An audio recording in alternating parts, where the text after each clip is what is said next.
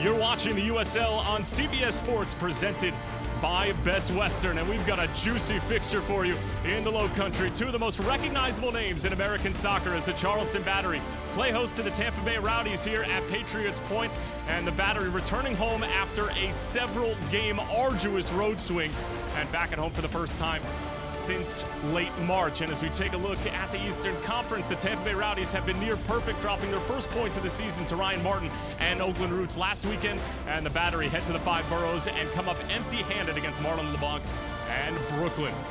And with that, we welcome you into the broadcast booth. Tyler Terrence, along with the former USL vet Ricky Lopez-Espen, and we're thrilled to be back here on CBS Sports, everyone at USL. And Ricky, taking a look at this game, we couldn't really ask for a much better matchup right off the bat.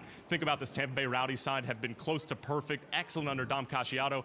And then for the Charleston Battery, they're really good yet again here in 2026, but a very different looking group. We'll start with the Tampa Bay Rowdies and Dominic Casciato setting the standard. They've only dropped 2 points, and yet he said last game was a wake-up call. So understand that there is going to be a reaction from the Rowdies, and for Charleston Battery, they're a team looking for consistency within their performance, but also their lineups. But we know one thing: when they play at Patriots Point, they're really difficult to beat.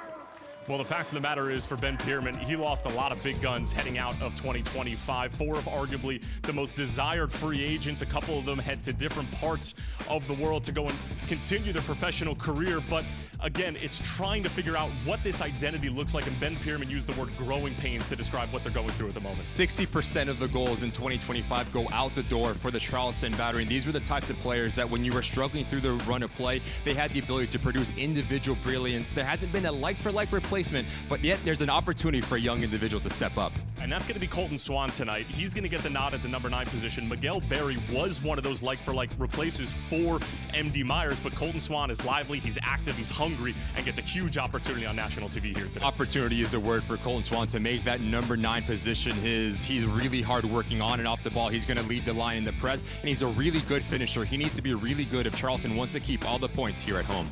Meanwhile, on the other side of the ball for the Tampa Bay Rowdies, they've stolen the headlines here at the beginning of the season. Dom Casciato, in his first job at the USL Championship level, seems like he hasn't skipped a beat where he dominated League One. I love what Dominic Casciato was able to do in the offseason. He brought players that he was very comfortable and understood who they were from USL League One, and he's made his backline a little bit more athletic. He's giving them balance going forward. There's no coincidence why this team has been firing on all cylinders to start 26.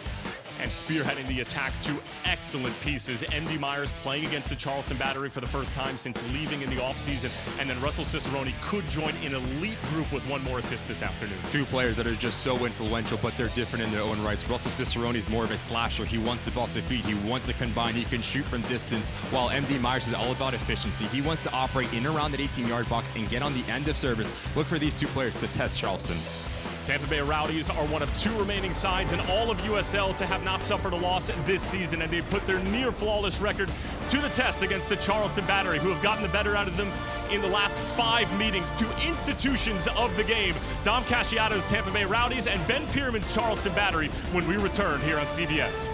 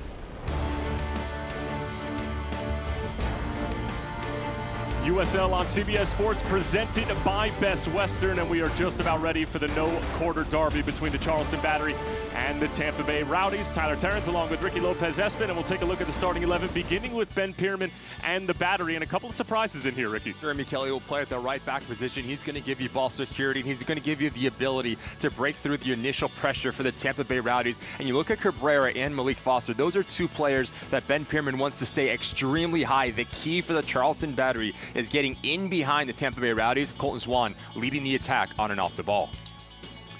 On the other side of the ball for Dom Casciato and the Tampa Bay Rowdies, a lot of familiar faces on here as well, but Evan Conway's going to get the start at the wing position, his first of the season. Evan Conway, he's dynamic. He has the ability to go 1v1 and isolate himself on the right-hand side, but the meat of this side is going to be centrally. Micheletto, Schneider, and Dolabella need to do a really good job at clogging passing lanes and on the ball. Look for them to dictate tempo. That would allow Russell Cicerone and MD Myers to be a little bit more expansive going forward. There is a look at MD Myers, the 25-year-old from Delran, New Jersey, and somebody that Dom Casciato said he was trying to sign since his collegiate days at Rutgers, was hoping to get him at Union Omaha. He ended up going to New York City FC right out of school. And the Charleston Battery sporting their Holy City kits, celebrating the 30th anniversary of the first league title in club history back in 1996. Josh Encarnacion is going to be our referee for this afternoon's occasion. Tampa Bay Rowdies, the only remaining unbeaten side in the Eastern Conference, just one of two remaining in the entirety of the league, along with Junior Gonzalez's El Paso Locomotive.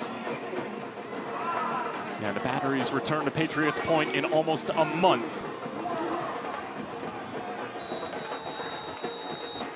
And to start the game, we will have a brief delay.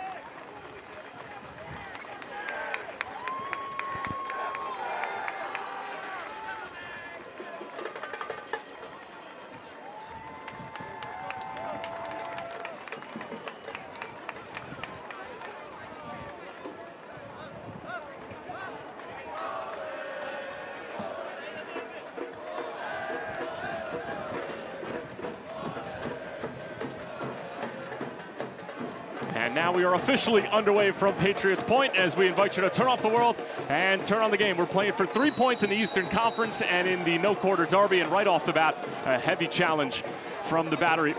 And it will be an early set-piece opportunity for the Tampa Bay Rowdies. Again, Tyler Terrence along with former USL vet Ricky Lopez-Espin as we kick off the USL on CBS Sports with a juicy fixture as the Tampa Bay Rowdies bring in their 4-0-1 record, currently tied with Louisville City at the top of the East on points against the Charleston Battery side that had a great start, beat the Pittsburgh Riverhounds at home, the reigning champions, won a few games, then dropped a couple, the most recent being against Brooklyn this past week in a 3-0 decision against Marlon LeBlanc's side. And with all that in mind, big 3 points in a big-time derby, although a derby that the Charleston Battery have been dominating over the past couple of years. 5 straight wins against the Rowdies. And some early work to do for Luis Zamudio and the defensive line for the Battery, and they're able to deal with the set piece as the delivery doesn't get past the first defender, and it will be deep throwing for the Rowdies. And with all that in mind, Ricky, how do we see this one shaking out this afternoon? For the Charleston Battery, understanding that you need to play a little bit more transitional. You cannot allow the Tampa Bay Rowdies to get any sort of rhythm, because we've seen over the course of the first 5 games how good they can be at playing in between the lines. For Dominic Casciato, first 15 minutes, getting in a rhythm, solidifying that dominance will be crucial for the visiting side. Long throw and actually gets past the 2 players who was intended for at the near post. Charlie Ostrom will keep it in enemy territory, and that's Micheletto who's fending off the initial tackle. 28th all-time meeting between these two institutions of the sport in this country. Charleston Battery, the longest continuous running club in the United States. The Tampa Bay Rowdies, of course, their days go all the way back to the mid-70s when they first started playing. currently enjoying their 17th season in second division soccer and their 9th season in the USL Championship, the Rowdies. And here's Sebastian Cruz getting the nod at the right back position. That's a spot that's typically being occupied by Dion Akoff, and Cruz will get the start at right back. He's been employed more so as a winger at the beginning of the season, as that was intended for Myers, and broken up in the middle of the park, and the Battery will have their first foray into Rowdy territory, and they've got numbers and then some. It's a 3-on-1 if they play this correctly. Slid all the way to the back post, and that's a really good late challenge to break up the attack for Ben Pierman's group.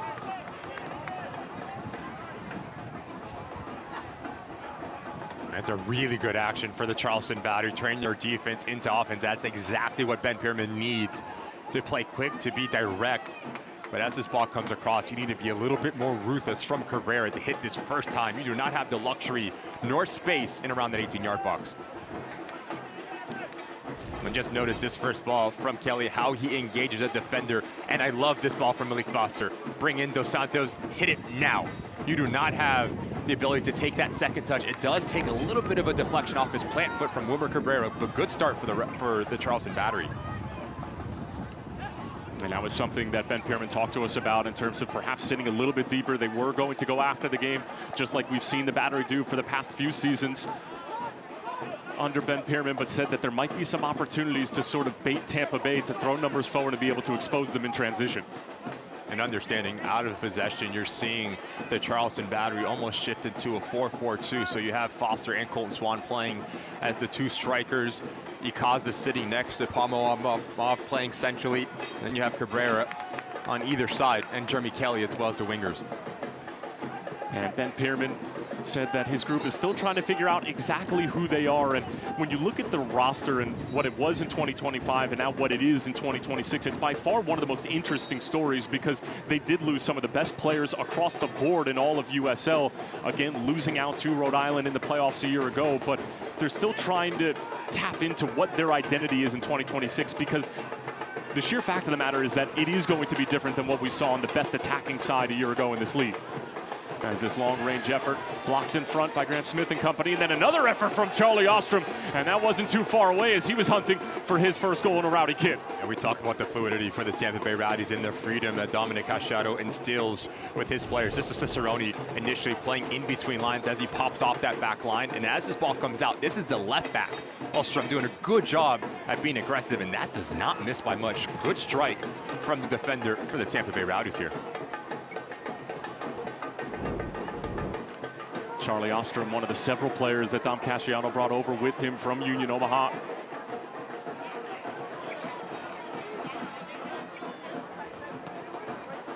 There's Nathan Messer turning all the way back around and recycling, and this is the first clear-cut possession we've seen from the Battery.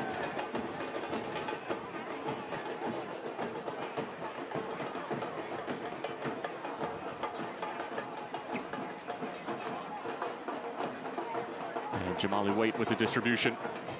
And well played by Tampa Bay, coming off of that electric 2-2 draw against Ryan Martin and Oakland Roots. A really good game against two sides that have real identifiable ways that they want to get forward, the ways that they want to defend.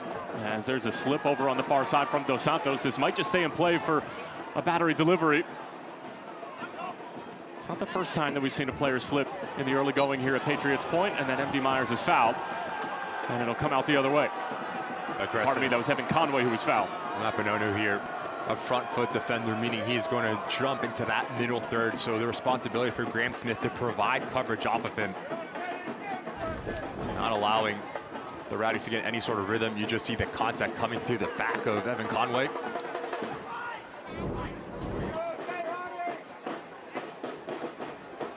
Joey Apinonu never shying away from the physical side of the game. The 24-year-old from Toledo, Ohio, in his second season now with the Battery.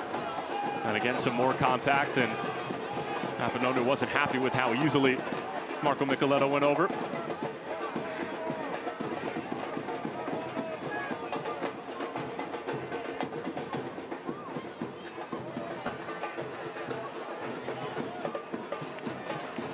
You'd have to go all the way back to the season opener a year ago for the last regular season home loss for Ben Pierman and the Charleston Battery, a loss against Louisville City. But they have been near perfect here in Low Country over the past few years under Pearman. Of course, one of the biggest losses being that 2-1 defeat at home in the Eastern Conference Final against Rhode Island FC, a team that they're developing quite the rivalry with, despite the geographical limitations of those two clubs. But they continuously are meeting up with each other in the Eastern Conference postseason. And Dom Casciato has been arguably one of the best stories in USL at the start of this season in the championship. We always talk about the player pathway moving from League One to the championship, but Dom Casciato blazing a trail for coaches to come, dominating in League One with Union Omaha, having won back-to-back shields, and now making a name for himself at the next level. As Charleston running out of room over on the far side and going flying into the advertisement stanchions is the Jamaican Malik Foster. Speaking about Dominic Casciato, you and I had the ability to speak with him ahead of this match, and what I love, you can talk about the success, you can talk about creating a clear identity. He's continued to say himself, just so personal, open with us, giving us every type of information that we need, and has a relatability factor to his players, understanding what is needed from them in all facets of the game.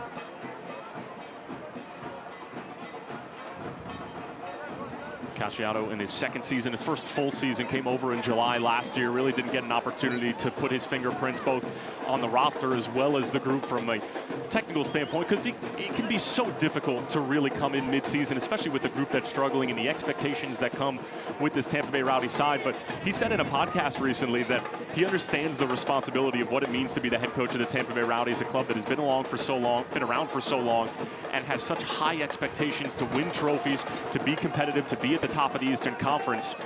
And he really has done it his way. Now, everything's been great so far, but he did remind us that it's only 5 games into the season and that there's a long way to go. As Nathan Dos Santos able to break this up, and Tampa Bay will try to play out of trouble, but this is what Charleston can do really well, and squeeze you once they do give up the ball and employ that repress.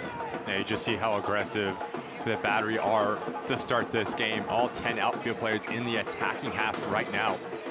If they do play a little bit more direct into Colton Swan, who wins that second ball, that midfield battle will be crucial at regaining some real estate and the dominance in that location.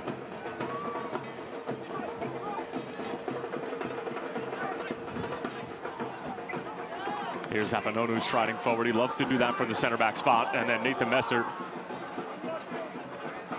just sort of a switch off in a big moment.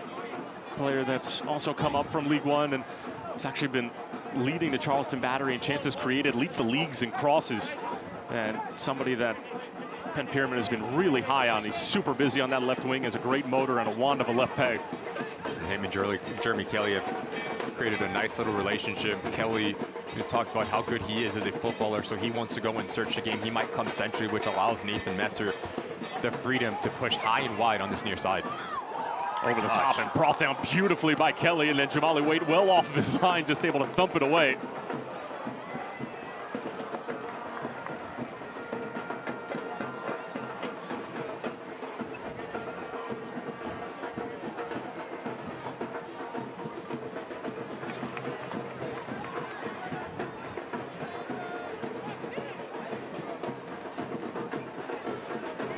Amov will keep it moving for the Battery as they've started to settle in after a bit of a shaky start. Messer, former FC Cincinnati man, and Joey Apanonu.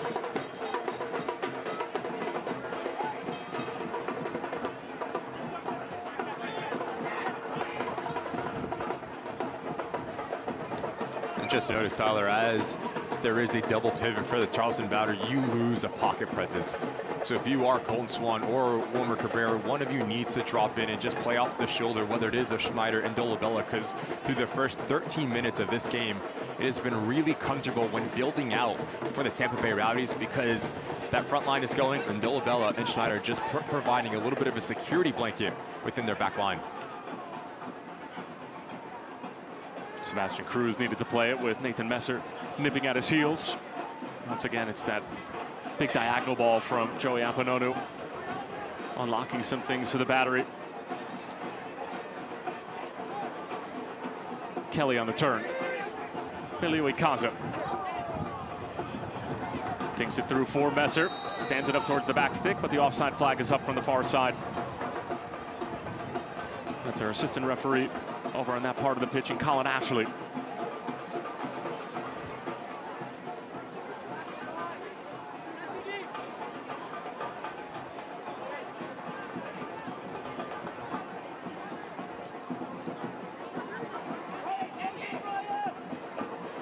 Dos Santos will send it away. Josu Landry has moved over to that right back spot that we were mentioning with Jeremy Kelly, and that was going to be a question as to who is going to occupy that spot for the Battery on the day. As here's Palmov finding Landry.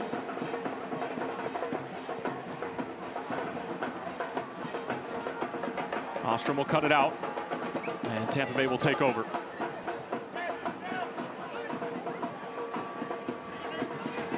Brian Schaefer, the 23-year-old from Seattle who ended up growing up in Neptune Beach, Florida, trying to link up the pieces with Evan Conway. We're seeing the Charleston Battery press high. The two center backs, Dos Santos and Schaefer, need to do a really good job at breaking that initial line of pressure, and equally as important, MD Myers and Evan Conway need to be clean in their technical capabilities. Once you receive this ball, you cannot afford to lose possession, because that plays right into what the Charleston Battery are trying to do. The Battery cough up possession, and then Dos Santos trying to go back for weight. It was a little bit soft, that ball back to the goalkeeper, and the former UConn man will send it in the direction of MD Myers. And taken over by Emilio Icaza.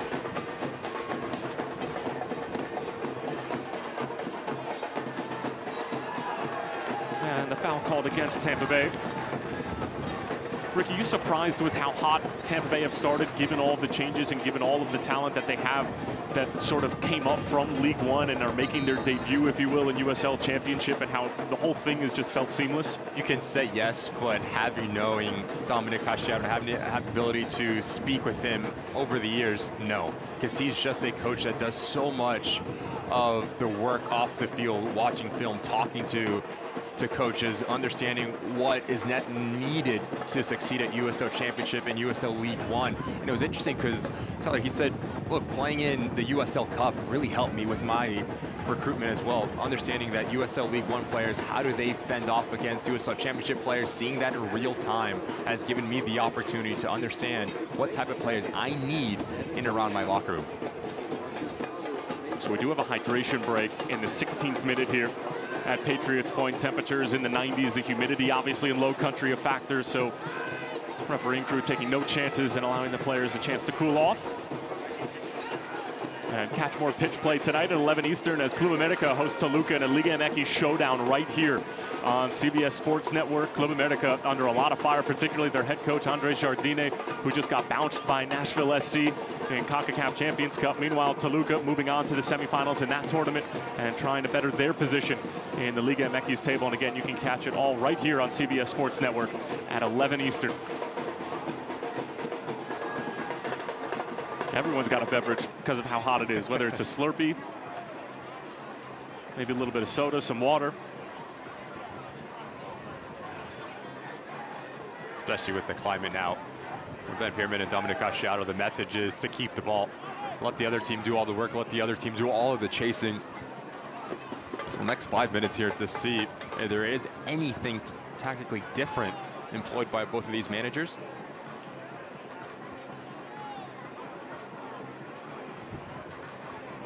And I asked you if you were surprised by the start for the Tampa Bay Rowdies. I think that this start for the Charleston Battery, if you were to ask their supporters, given all the pieces that they lost and still trying to figure out who they are and some of the injuries and things that they've endured at the beginning of the season, they probably would have signed up for 4th place in the East and 3 wins and 2 losses at this juncture. And Ben Pierman was really honest and open with us as well, saying, look, it's never as good as you've seen, but it's never as bad as you think it is. It's a team that's continuing to grow, continuing to get better. But for Ben Pierman, it's still an experiment, understanding what players mesh the best with each other. But one thing that is for certain, yes, you lose the amount of talent that you did, like we showed in the Open, but there is a lot of individual brilliance within this roster.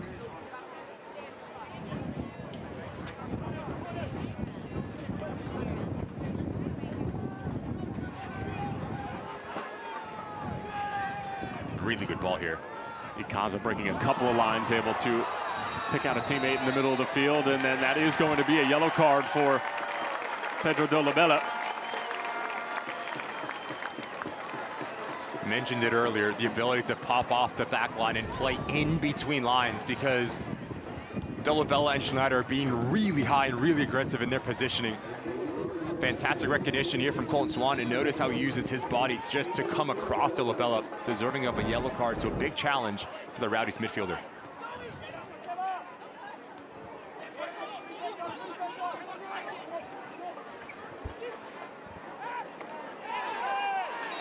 And that's Conway going down, and this time the foul against Charleston, and Tampa Bay are wondering why that wasn't a yellow card. And that's Graham Smith, the 30-year-old veteran from Highlands Ranch, Colorado, in his third season now playing for Ben Pierman. Starting to see the two players high for the Rowdies, MD Myers and Evan Conway, doing a good job at playing off one another. Tough contact from Graham Smith, just catching, seems like the left ankle of Conway. Defensive Player of the Year in the USL Championship in 2024, Graham Smith. Signed from Memphis a few years ago. And that's a heavy challenge from Nathan Messer. Now the referee is starting to have to become a little bit more involved in this game. And because these two sides are typically two of the best in the Eastern Conference, if not the USL, tempers are usually pretty high. They don't necessarily like each other. And that certainly goes for Tampa Bay because they've been on the losing end of this matchup, as we've mentioned a couple of times now. 5 straight wins for the Battery against the Tampa Bay Rowdies. When you think about the talent that's come through Tampa Bay over the past few years, and even last year aside and not making the postseason, it's almost difficult to believe that Ben Pierman's gotten the better of this franchise for the past couple of years. It's another opportunity here for the Rowdies as Micheletto has a second bite at the apple from his earlier set-piece opportunity here. Just drives this one towards the back stick, looking for the bigger bodies, and the initial header is won by Tampa Bay, and last touch off the Rowdies, and a goal kick for Luis Zamudio.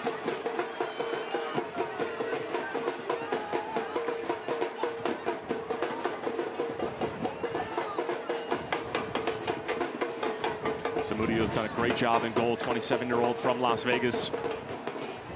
Came over from DC United organization. He spent some time on loan with Colorado Springs Switchbacks and really hadn't put a foot wrong all season until he made a big mistake against Brooklyn this past weekend in one of the shock results of the 6th week of the USL Championship.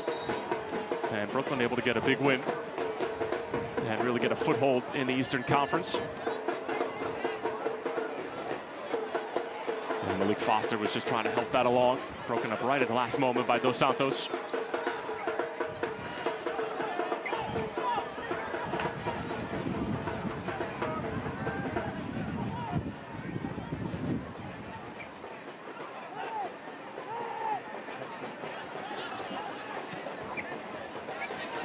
Big switch is on here for Sebastian Cruz if he can get there. And it's an inch-perfect ball.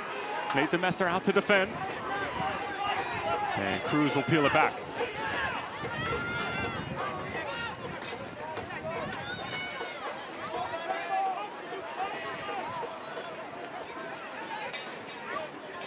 Notice when building out how deep Schneider is. That splits both center backs extremely wide, which also gives Cruz and Ostrom the ability to push really high and wide as well. So there's an overload on wide channels, but there's also an overload centrally here for the Tampa Bay Rowdies. And now Schaefer trying to switch the point of attack. That's a great ball for Charlie Ostrom as Tampa Bay moving through the gears. And last touch coming off of Josu Landry.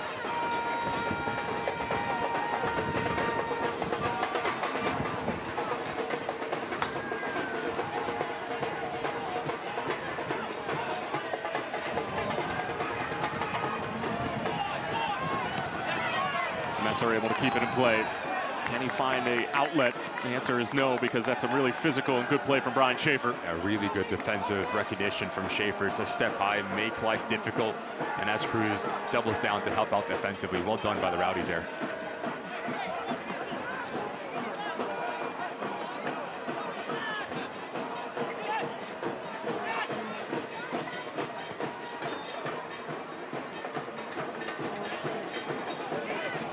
Santos pushing it along. As here's Russell Cicerone.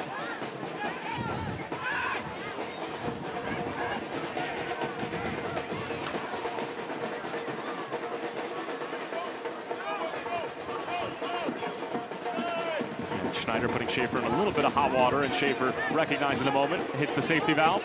This hasn't been clean enough, has it, for the Tampa Bay Rowdies? Unable to get any sort of rhythm.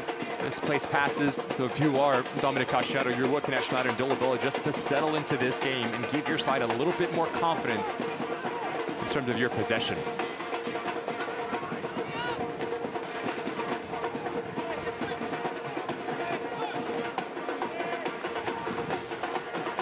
Good link-up play between Colton Swong and Messer. And then a big switch for Josu Landry, trying to get on the better side of Ostrom. And he does just that. Although a little bit hasty in trying to find Malik Foster, but the moment had already gone. A really good aggression from Landry. That's when you need a little bit more composure to let the play develop. And now a chance to break for the Rowdies. Ostrom getting around the bend. Standing one up towards the back stick. It's a good-looking ball for Conway, and that's exactly the type of action that Tampa Bay are looking to get going. And the Rowdies able to conjure up a corner. That starts with the patience from Cicerone to slow it down, allow Ostrom the ability to get around the corner. And when Charlie Ostrom does get to that final third, he provides good quality service, testing the Charleston battery and their defensive set. MD Myers makes this run towards a near post. Evan Conway peels back towards that second post, but in the end, good recovery from Nathan Messer.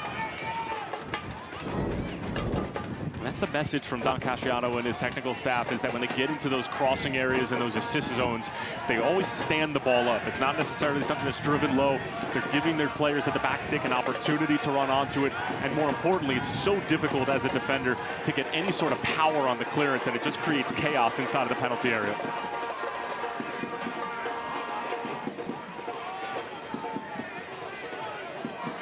Nicoletto on top of the set piece. It's a good-looking ball, but Aponono is the only one there. Kept in the neighborhood by Schneider.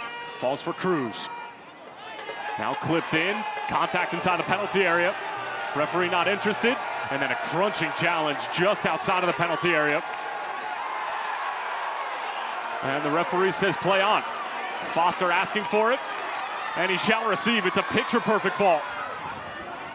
Malik Foster waiting for the cavalry to arrive. Finds an outlet in Messer. And now Palmov. Messer again. Former Hearts of Pine player.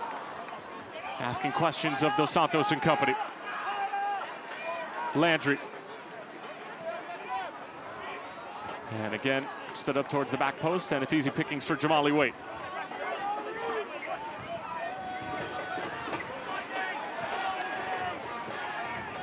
And here's Micheletto striding into a dangerous area. The offside flag should go up on MD Myers, but circling back around is Aponono, and will play on.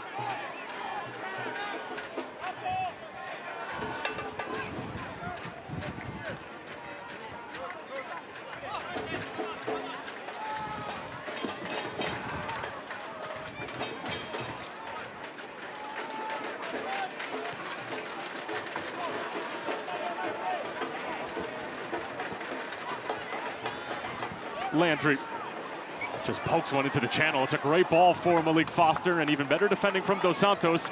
And now it's a corner on the other end for the battery. Malik Foster is a brilliant addition to the lineup for Ben Pyramid, because he's going to give you verticality. He's going to give you the directness, understanding that the Tampa Bay Rowdies require a lot of movement and aggressiveness from their two outside backs. So that allows that channel to be exploited.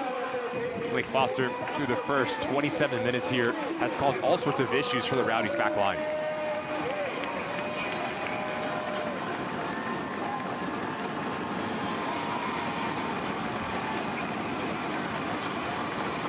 It'll be an in-swinger from Nathan Messer, 24-year-old from London, came over from Hearts of Pine, where he made 32 appearances and had 6 goals. Also played for Rhode Island FC in 2024.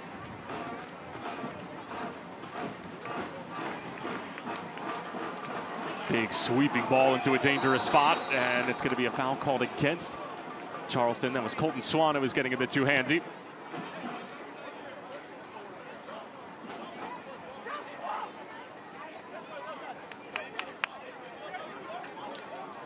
And again, we talked about Dom Casciano and bringing over guys that he trusts. And just like any other industry, Ricky, it's all about who you know, right? Pedro de la Bella, essentially, he gives you ability to cover ground. We talked about Charlie Ostrom, the ability to get up and down. Max Schneider's a really interesting one. Dominic Casciano has wanted him for years. Went to St. Louis, then finally came to Omaha, play centrally. Dan Akoff, again, much like Charlie Ostrom, really aggressive at that right back position. We talked about it in the open, Tyler, that Dominic Casciano went with what he knows, the players that he understands who they are and the capabilities to progress and be successful here in the championship level. Great challenge in the middle of the park, and this soccer-savvy crowd here at Patriots Point really appreciative of the effort to win the ball back.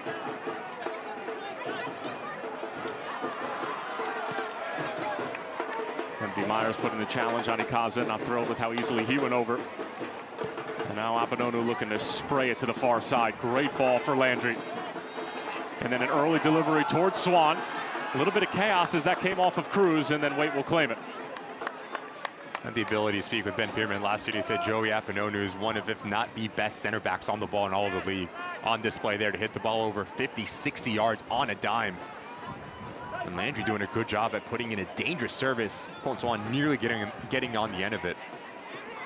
Apanonu, the center back for Charleston, came out of Bowling Green, was drafted 22nd overall in the MLS draft a few years ago by FC Cincinnati. Spent most of his time with the second team in MLS Next Pro, but is really finding a home here with the Battery, and he's one of those guys that just has stepped in and become one of the better USL Championship central defenders. And that's been an issue for Ben Pierman, talking about how they have three excellent center backs in Graham Smith, Joey Apanonu, and Sean Suber. And Apanonu didn't start over the weekend against Brooklyn, gets the opportunity here today, and they're still trying to sort out, again, going back to this theme of growing pains, who they are from a formation standpoint, and how to get all these guys on the field at the same time without losing their identity. Yeah, with those three players, it gives you that flexibility. Suber can play in that midfield like he did in the opening game against the Pittsburgh Riverhounds. Good ball again here. And it opens up Landry, trying to link up with Foster. Instead goes by him himself, and it's a nice little dummy. And if Colton Swan had continued his run, he probably would have been able to get there. When you play with two strikers, it is just so important that you play off one another. Wilmer Cabrera doing a good job at coming across Dos Santos, and that pulls out that center back. So Colton Swan, those are little minute details. If you're on your toes, you get on the end of that. It's 1-0 in favor of the Charleston Battery. Wilmer Cabrera with a goal already this year, scored a banger against the Pittsburgh Riverhounds, which wound up being the game-winning goal for the Battery against the reigning champs.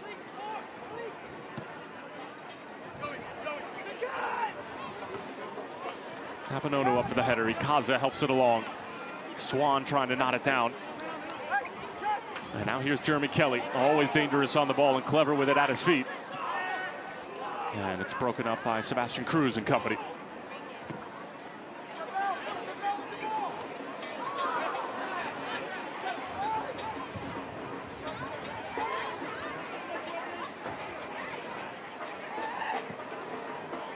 Palmov trying to hit it on the first time. That's a difficult ball to take, coming across your body and fading away from the play as well, trying to thread the needle from about 40 yards out.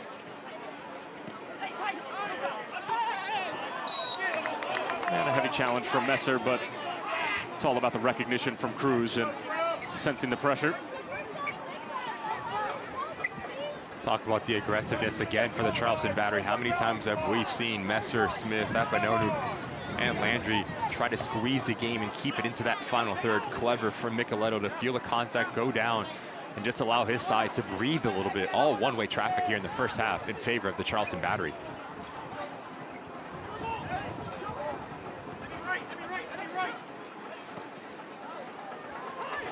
Schaefer clips it forward. Conway helps it along, but Apanonu is the only one there. A little more than half an hour gone here at Patriots Point. Tyler Terrence along with former USL vet Ricky Lopez-Espin. Glad to have you with us for our maiden voyage here of USL on CBS Sports. Charleston Battery and Tampa Bay Rowdies 0-0. Rowdies, one of two remaining unbeaten teams in all of USL, the lone remaining side in that category in the East.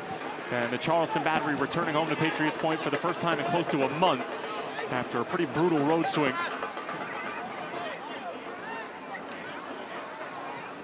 As Cabrera keeps it in play, trying to find Messer, and the London native couldn't quite cast it under his spell.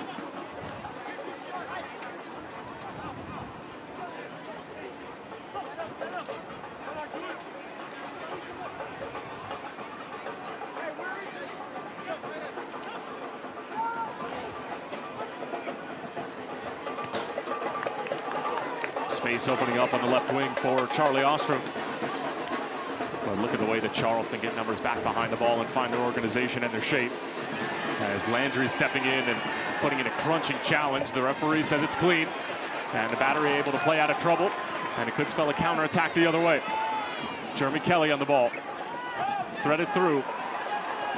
Swan. Cabrera!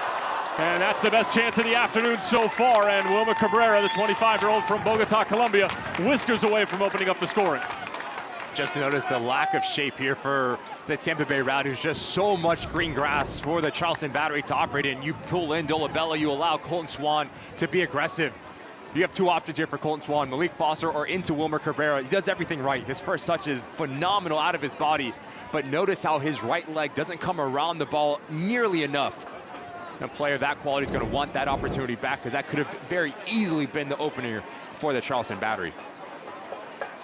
Wilmer Cabrera, who a lot of USL fans might recognize as Andy Cabrera, once he got underneath from his dad's shadow, and who was obviously the coach at El Paso, where Cabrera came over from, he said, "I'm done with Andy. I want to be known as Wilmer. I just didn't want to get the two mixed up."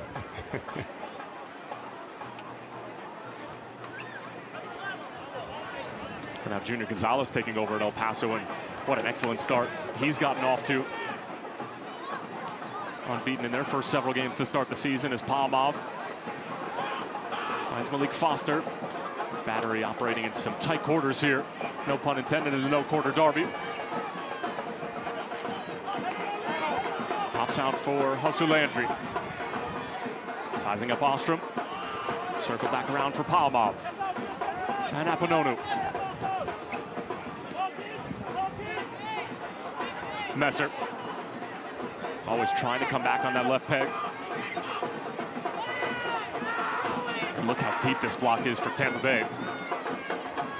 So Apononu, another just rope of a ball. First time delivery, a dangerous one into that corridor of uncertainty. And now Cruz trying to play out, somehow able to find the feet of Dolabella.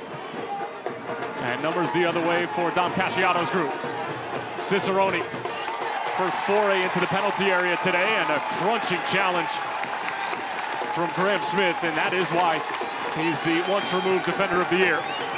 Good initial outlet ball from Dolabella into Cicerone, and you see what this means to Graham Smith. But notice this long touch here from Russell Cicerone right there, just shows too much of it.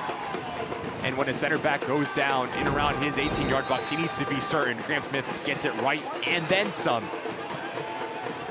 Really well-timed challenge by the center back. Really good compliment to Joey Apononu along the back line, with the Bowling Green product just playing in his second full season of USL Championship ball, and Graham Smith has been around the block and then some. Drafted 18th overall by Sporting Kansas City back in 2018. Obviously spent some time with Memphis.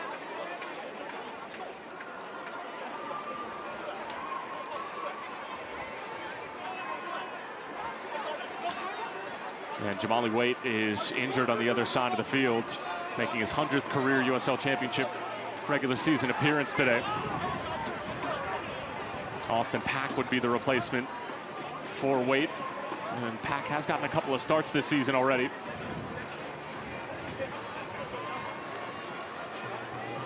And if you've noticed, the Charleston Battery sporting their 30th anniversary kits from their first ever league title back in 1996. They're inspired by the kits that were worn that night at Stony Field, which is just about a 4.5-mile trip down the road from Patriots Point. And they beat the Charlotte Eagles that night back on August 24th in '96 to win their first title, just 3 years after the club's inception, sporting that alternate logo, Holy City FC, on the front. And that was a team that was led by the likes of Nigerian Patrick Olalere. He was the best player on that side. He scored the game-winning penalty. And Ricky, I don't care what I have to do or who I have to talk to, I need one of these kids. Yeah, I know where you're going. So Ben Pearman, Izzy Sullivan, who is the media coordinator there, if you're listening, you and I submit our addresses because these things look fresh. And not only that, but the homage and the honoring of the history that this club has. And we talk all the time about a club like the Charleston Battery and what it means to a city like Charleston and like Low Country and Mount Pleasant and the whole thing. But this is the longest continuously operated pro soccer club in the United States. This runs so much deeper than just what we see on the screen here today, or just the 90 minutes. And these kits are a great shout to what is just an awesome tradition in this part of the country. And you can hear it in the way that the crowd cheers for certain plays. I mean, you even saw it on the Graham Smith challenge. They know their soccer here, and they know how important this season is really for the next few under Ben Pearman, with all the turnover that they had in 2025. I was about to mention, you talk about the Charleston Battery and the history. Just look at the fans and the stands. Always packed, always a really good atmosphere here at Patriots Point. And there's no coincidence why they've been just so difficult to beat over the years. It's made this thing a fortress. The fans are really the 12th player behind this side. Difficult place to play here. Long throw from the Rowdies after the stoppage.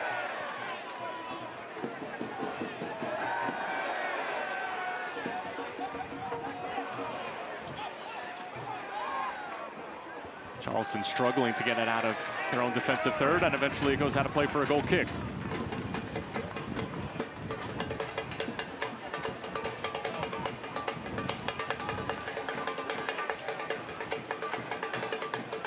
Battery getting tantalizingly close to that elusive USL Championship that they're trying to secure back in 2023 in one of the most wild games that we've seen in any final period.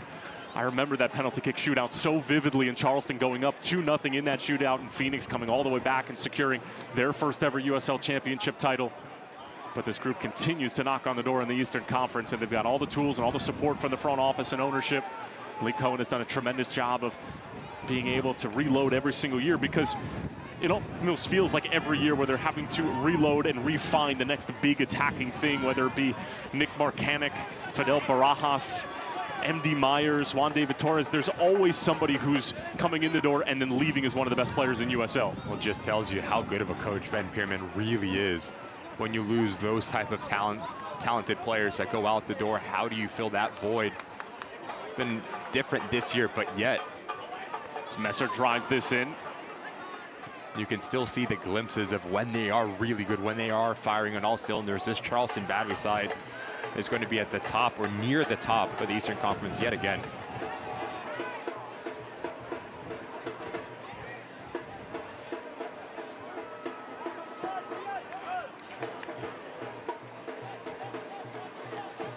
Surprised at how this game has unfolded so far from a tactical standpoint?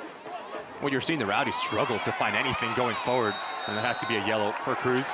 And indeed it is. A lot of the work from the visiting side has been off the ball defensively, and that is something that Dominic Cachado expected coming in to Patriots Point. And also wants his side to show a little bit more personality and an identity on the ball. Everything has been a little bit too direct into MD Myers, into Evan Conway, and they've not done a good enough job at just holding possession. And that's easy enough for Jamali Wade off the bounce.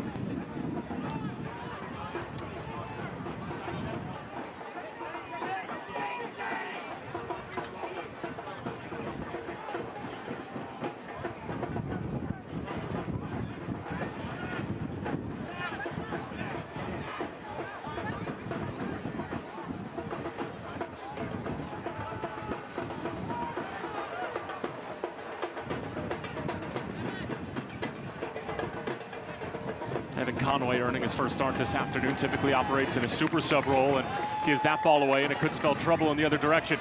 And that was just out of the reach of Malik Foster. You could see him and Josu Landry are trying to find that chemistry over on the right wing. And Malik Foster's another player who Ben Pierman admitted that he's typically better coming off the bench, but they really wanted to try to expose some of the space that might be in behind Charlie Ostrom on that side of the field. Malik Foster and Messer doing a good job at being the outlets for good ball here. Straight into Messer and the long range effort from Ikaza, and Jamali Wade looks to be all right. Gets down to his right-hand side, makes the save, and a quarter coming up for the Battery. That picture says 1,000 words with Pedro de la Bella and Max Schneider struggling to find any sort of balance. Too many times the Charleston Battery have the ability to break a line. Notice how you bring in both central midfielders, and that allows that space centrally for Ikaza just to step into it. Nice set here from Wilmer Cabrera. Ikaza trying to bend it towards this near post and forcing a nice save from Jamali Wade.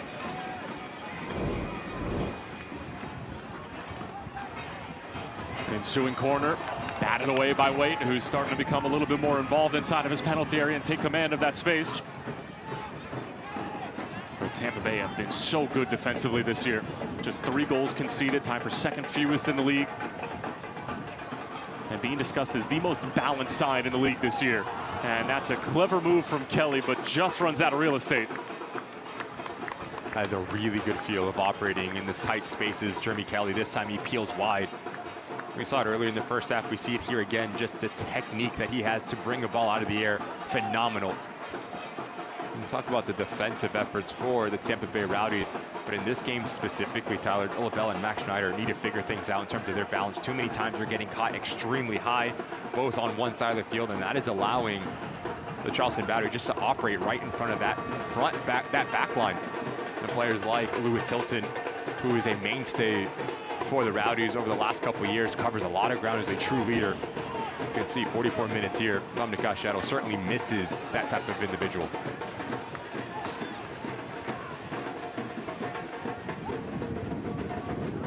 Palma will go quickly on the first time. That was intended for Foster.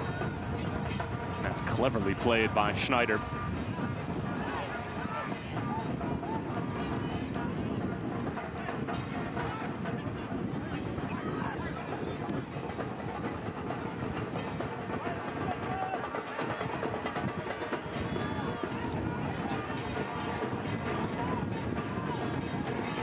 It's intended for Conway. Apononu just got a touch to it. It was important that he did.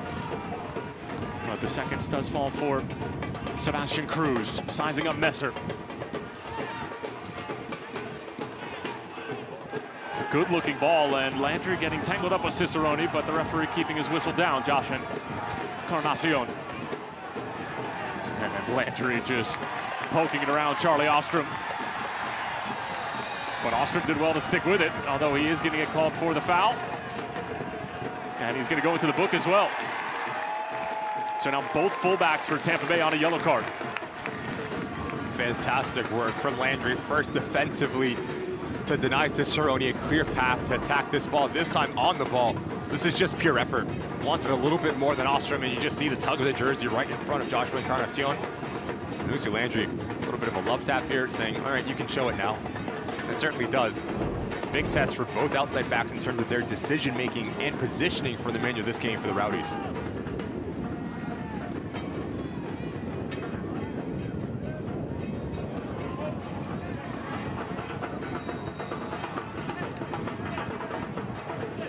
So we're going to have 5 minutes of stoppage time at the minimum at the end of this first half. Most of that due to the hydration break, as well as the stoppage for the injury to Jamali Waite, who obviously was able to continue.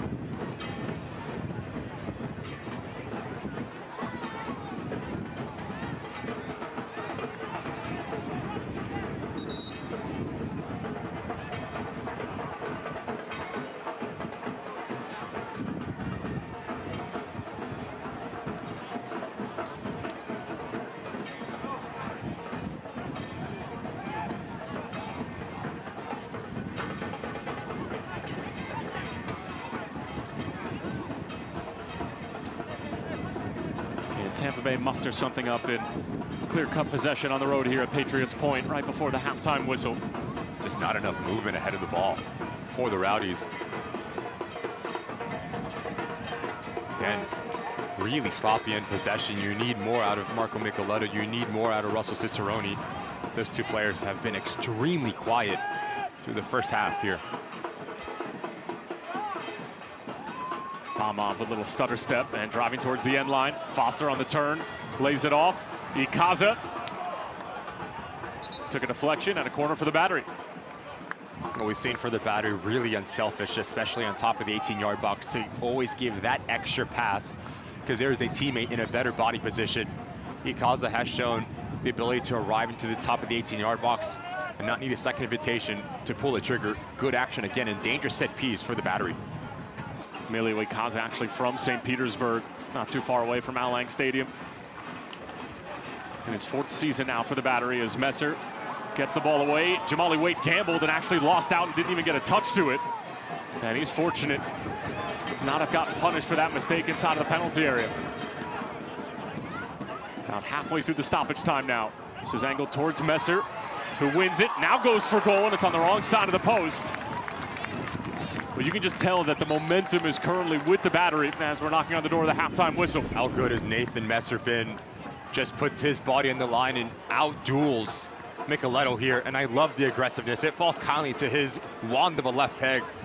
As this ball's dropping, you need to strike across it to get it on target in that sort of angle. Gets his balance a little bit off, that's why it bends wide of this near post.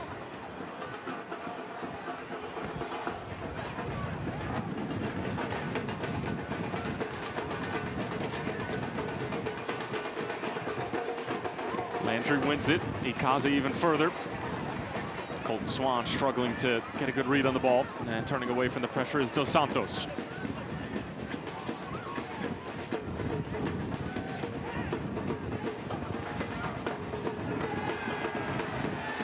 Hosu Landry's played a really good game at right back so far. And he's one of those players that we continue to mention, Tyler, that he can play numerous of different positions. He can play at the base of the midfield, he can play as a center back, he can play at that right back position. But one thing that you always get is that aggressiveness, the ability to step in, never shy away from his individual duels. He's done a good job at solidifying that left side of the Rowdies.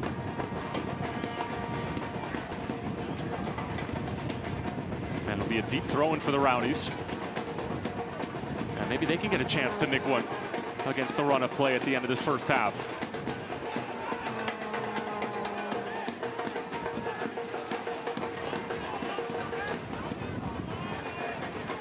And Brian Schaefer will take a sweet time making sure that this is going to be the last play of the first half, making sure there's no opportunity for the Battery to potentially counter.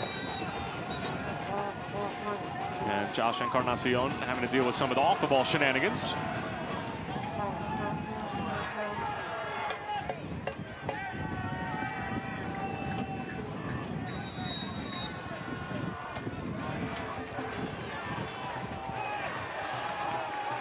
Shouts for a penalty, the referee having none of it.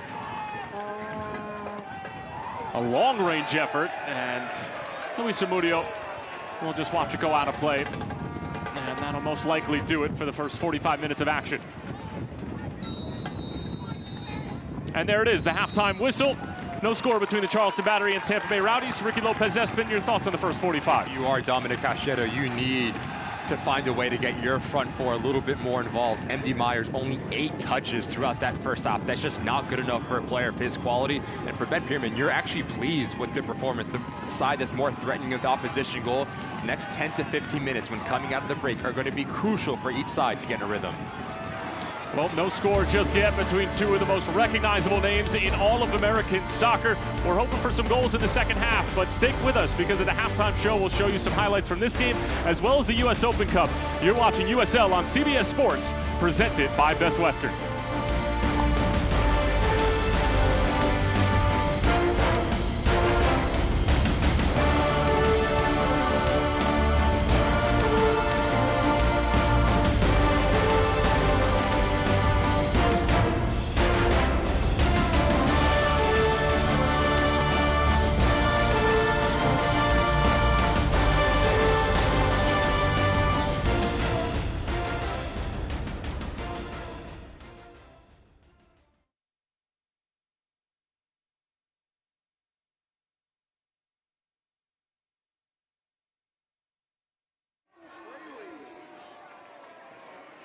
And joining us down on the floor, happy 8th birthday to Lincoln Jones. We appreciate you all spending your special day with us here on Big Series 4. And all of us at the Battery, happy birthday.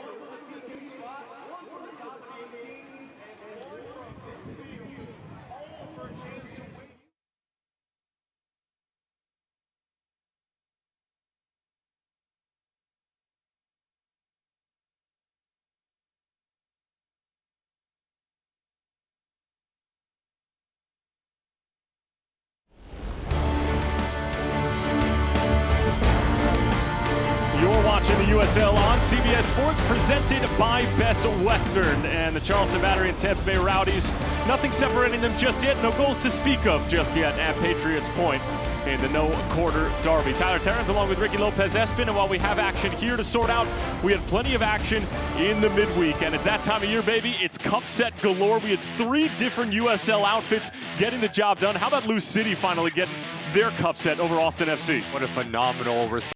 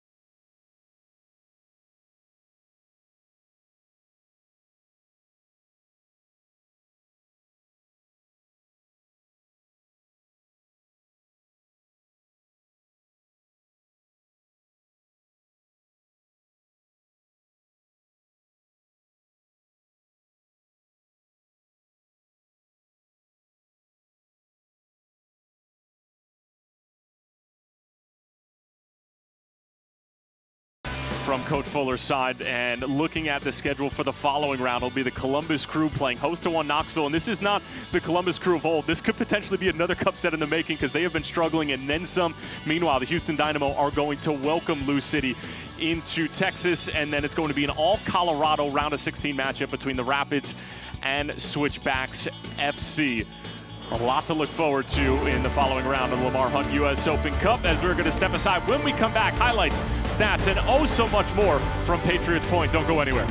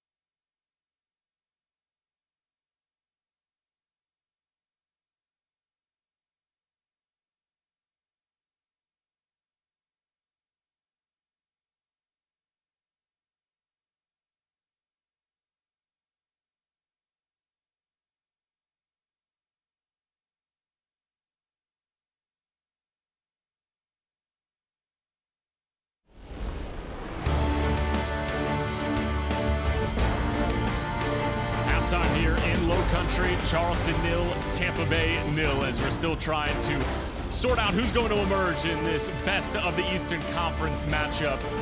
As we welcome you back into the broadcast booth, Tyler Terrence, along with the former USL vet Ricky Lopez-Espin. Glad to have you with us here during the big intermission. And currently, the no-quarter derby has no goals. So with that in mind, Ricky, we're taking a look at Tampa Bay specifically, and you can make the argument this is the first time in the entirety of a half that they've been playing against the ball this much. When you look at Dominic Casciato, and two things are lacking. Number one, the intensity. Charleston Battery has done a better job at winning their individual duels. And number two, the shapes specifically centrally have struggled. Dolabella and Max Schneider have not found the rhythm to dictate tempo. And just look at these highlights. The amount of space that the Charleston Battery had the ability to run in behind. Billy Foster feels wide.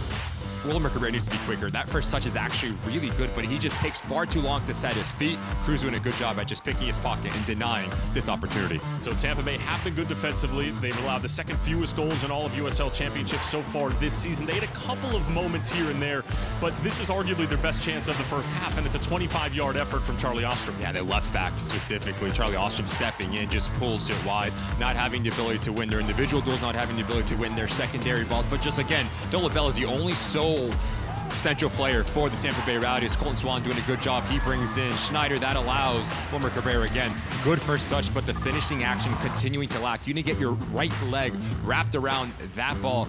Again, Nathan Mather putting this ball centrally. Ikaza stepping in, forcing a good save of Jamali Waite. And this was one of the more glaring moments in terms of the middle of the field and how Tampa Bay have not been able to figure out their structure in the middle of the park. If you are playing with dual number sixes, you need someone to apply pressure. You need someone to drop. That has not happened for the Tampa Bay Rowdies. So Tampa Bay trying to sort it out. Charleston looking to capitalize on their momentum.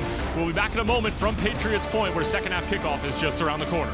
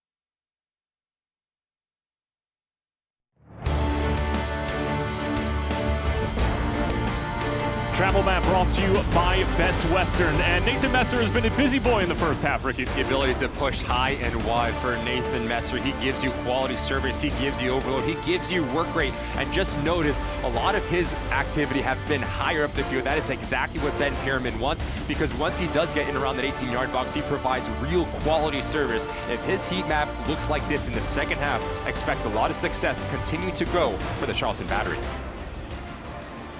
So the Battery, definitely the better team in the first half, but nothing to show for it quite yet. A couple of decent opportunities, one of them coming from Wilmer Cabrera, and the other being conjured up inside of the first few minutes, and that was snuffed out by Sebastian Cruz and company.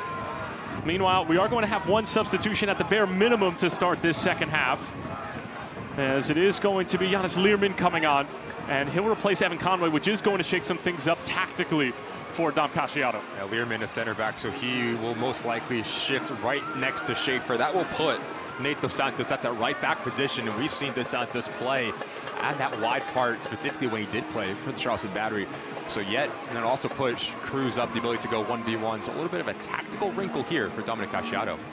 Learman making his first appearance in 2026 after battling through some injuries at the start of the year. 27-year-old from Troyes, France, drafted with Charlie Ostrom to the Chicago Fire back in 2022, as we will have a brief delay to start this second half.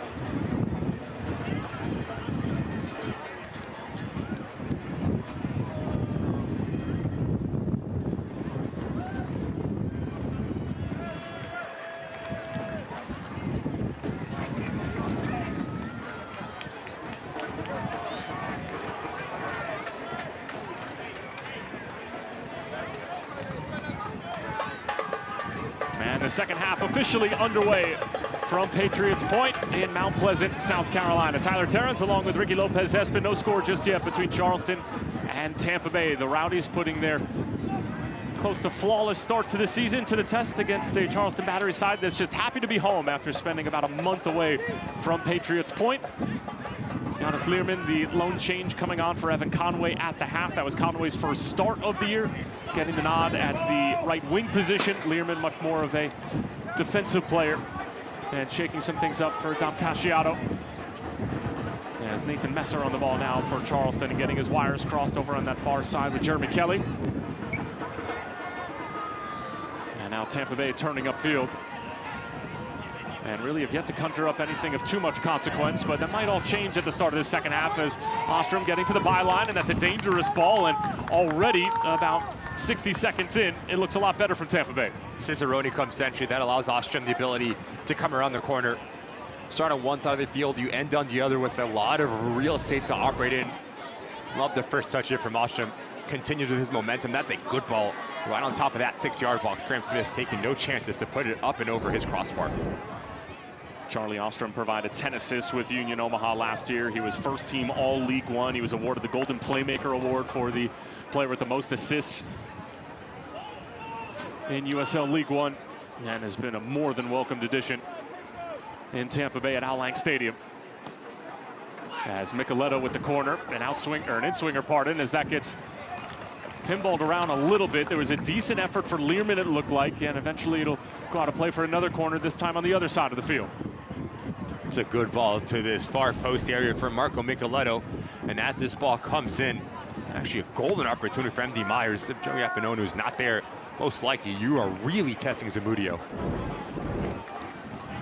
MD Myers, who typically loves scoring in this no-quarter derby, usually for the other team, has not really gotten a sniff at goal yet today. And that's been in large part due to how good Charleston have been and how lackluster Tampa Bay have been at times when they're on the ball. As Micheletto drives it towards the back stick, and Luis Zamudio says, "That's mine."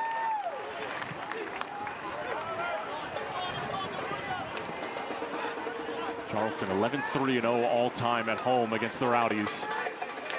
And the last 5 meetings, regardless of where it's been played, have all gone in Charleston and Ben Pierman's favor. And we talked a little bit about what Tampa Bay need to do in order to ratchet it up a couple of notches. For Ben Pierman, what might the message have been at halftime? A little bit more composure in the final third. In that first 45 minutes, you did a really good job getting yourself into that final third, but it just wasn't clean enough. So being a bit more clinical, having a little bit more quality, and slowing yourself down when you get in around that 18-yard box is going to be the top priority for this Ben Pierman Charleston Battery side. Dangerous entry ball straight up the middle of the field.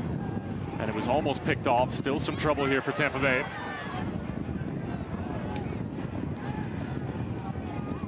Learman gave it away.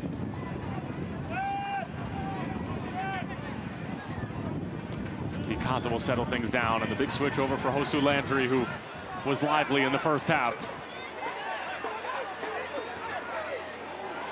It's a clever ball in behind, but it's just out of the reach of Malik Foster. But the ideas are certainly there for Charleston. Nice pocket of space from Palmov here, just plays in between the lines. If you can receive that ball with your hips facing forward, now you really apply pressure to the Tampa Bay Rowdies. If you are a midfielder, your body position, the way that you receive the ball is everything. This time Palmov is facing towards this near sideline. That's why he has to play it in to Malik Foster.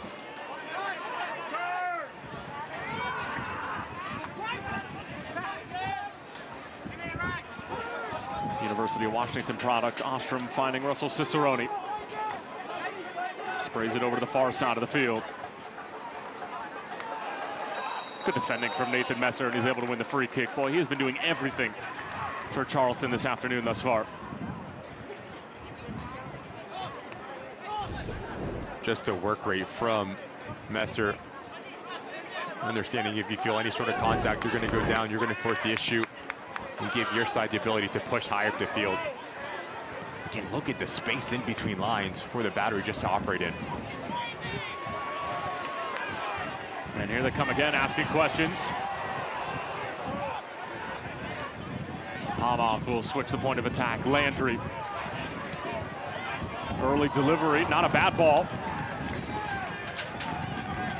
And maybe the last come off of. Referee is saying Tampa Bay, and it's another Charleston corner. And they want to play quickly. Messer faked the delivery. Now sends it back out. It's a decent looking effort that certainly had the interest of Jamali Wade. Information on this pass here from Messer, just rolls it into the path of Jeremy Kelly, and that's when he just steps into it and he gets a hold of this ball, hits it extremely well. Notice how he plays quick, continues his run, and it's all about the patience here for Messer to bring in the double of the Rowdies defenders, and that allows the ball around the corner. Hits it well, does not miss by much. That thing is moving at a high pace.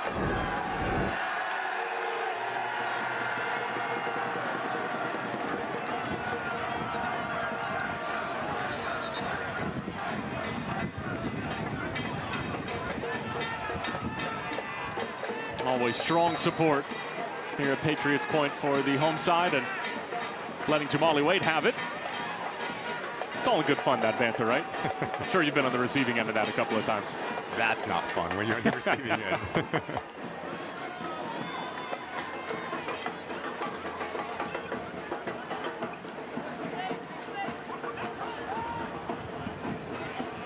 This is certainly a tough two-game stretch for Tampa Bay, taking on the likes of Ryan Martin's Oakland Roots, who have gotten off to a really nice start, and a new era currently unfolding in Oakland.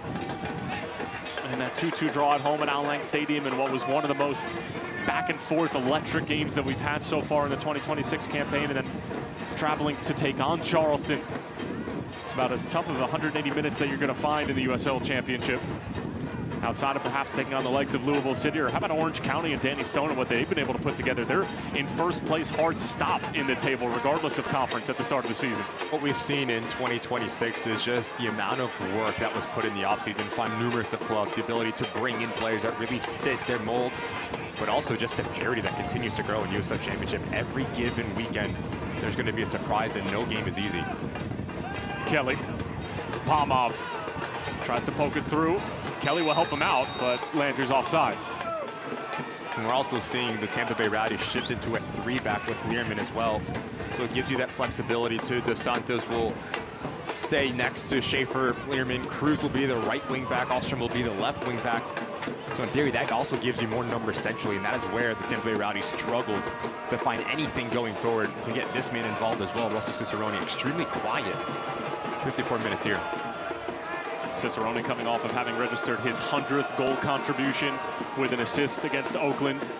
71 goals, 29 assists. If he has one more assist today, he will join an elite club that only features former USL Championship MVP and Enzo Martinez and Charlotte Independence legend Jorge Herrera. Those are the only two other players who have registered 70 goals and 30 assists in USL Championship history. He becomes the 11th player to contribute 100 goals, whether it be through goals or assists.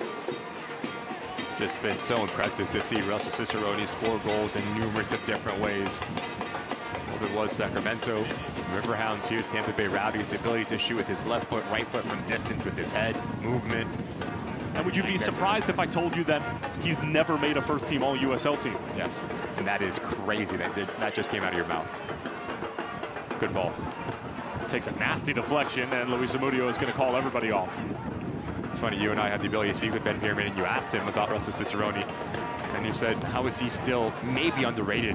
And Ben Pierman was like, he's not underrated. Whoever's telling you that is completely wrong. He's a talented attacking player. It almost felt like he was saying it to me. I was just simply asking the question. He has been such an important piece to this league over the past 7 or 8 years from an attacking standpoint, and has succeeded everywhere that he has gone.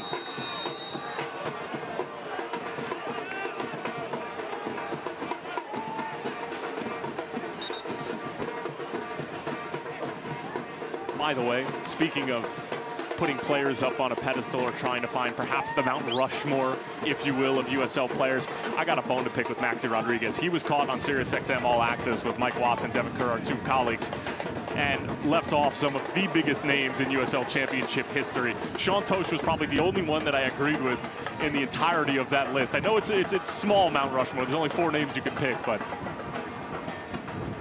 I've got some issues with it, to say the least.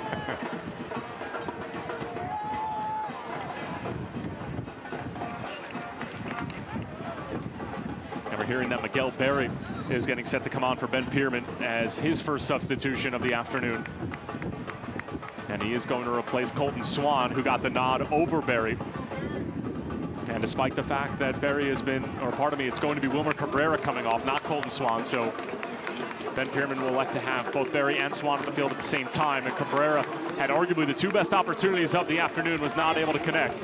And it's Berry for Cabrera in the 57th minute. Cabrera was active within his movement, playing as a withdrawn striker next to Colton Swan. And this is going to be a really interesting relationship that's starting to flourish for Ben Pierman under Colton Swan and Miguel Berry. Miguel Berry, you can see how big and how strong he is, but he's actually a number 9 that wants to pop off the back line. Won by Tampa, and then even further, but it's just over the crossbar and over Luis Zamudio. It's not the initial ball that can cause some issues. It's a secondary action. Russell Cicerone feels extremely hard done by, thinking that it should be in favor of the Tampa Bay Rowdies. As this ball comes in, left side of your screen. Rightly so. It does seem like it comes off of Nathan Messer at the end.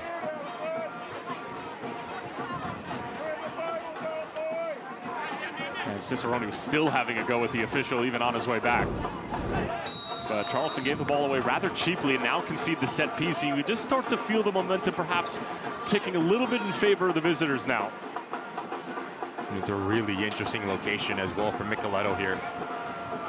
In-swinger can cause some issues to Zamudio, especially with the amount of traffic coming across the face of the goalkeeper.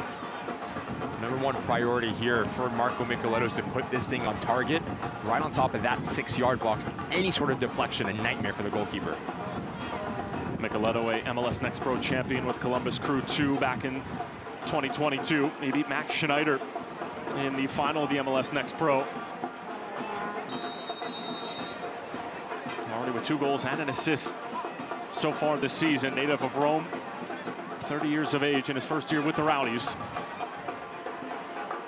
coming off of a goal last weekend. And that's the second time that Josh Encarnacion, our referee, has blown before the ball even gets there for a foul against the Rowdies when they're on top of the set piece, and it's just a wasted opportunity. Frustration for Dominic Casciato and the Rowdies, especially when you're not generating through the run and play. Set pieces are a phenomenal way to put pressure on the opposition. A bit silly to bring down Graham Smith.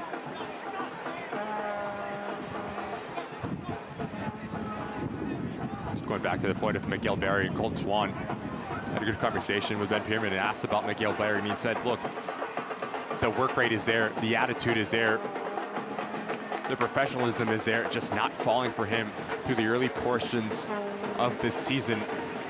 And he is big, he's physical, but has really soft feet that can almost play as a number 10 underneath Colton Swan. Described him to a very similar profile of Dimitar Berbatov back in the day. Technique never in question. And Colton Swan, more of the physical type of attacking player, so those two players can complement each other extremely well here for the last 30-plus minutes. Landry needed to get a secondary touch to it. Sliding challenge from Dos Santos, goes out of play, a deep throw in for the Battery. And we saw two substitutions getting set to come on for Dom Casciato. It'll be Lewis Hilton and Mateus Oliveira. Foster back for Landry. A lot of traffic in front of the assistant referee on the near side.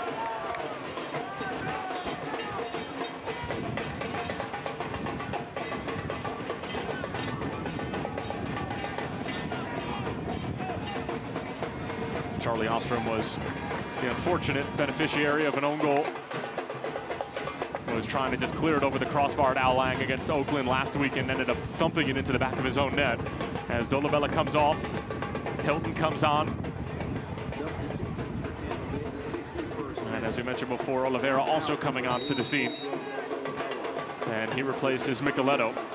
But these substitutions at the bare minimum, Ricky, are just a little sneak peek into just how deep this Tampa Bay Rowdy roster is, being able to bring Lewis Hilton off the bench in addition to Giannis Learman as well as Mateus Oliveira.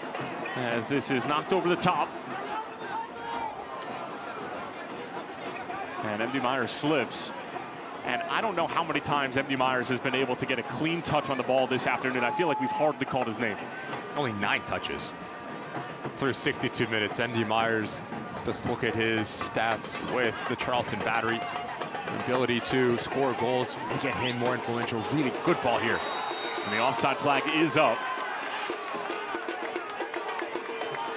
But expect a little bit more of a balance, specifically in that central location for the Tampa Bay Rowdies as Lewis Hilton comes in next to Max Schneider. Hilton's going to be the one that stays a little bit more at home, more defensive-minded, like to connect the game, which will allow Max Schneider the ability to cover ground, be more of a box-to-box midfielder for Dominic Casciato.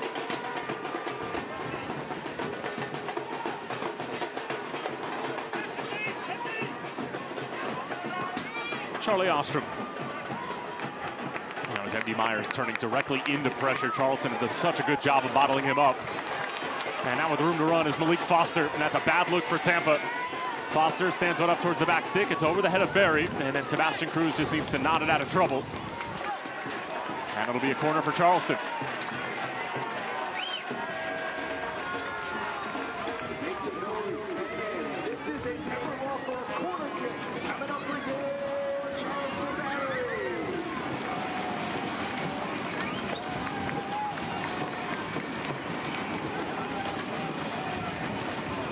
More than an hour gone now at Patriots Point.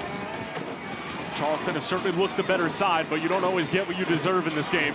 And they're trying to find the breakthrough through a set piece at the moment.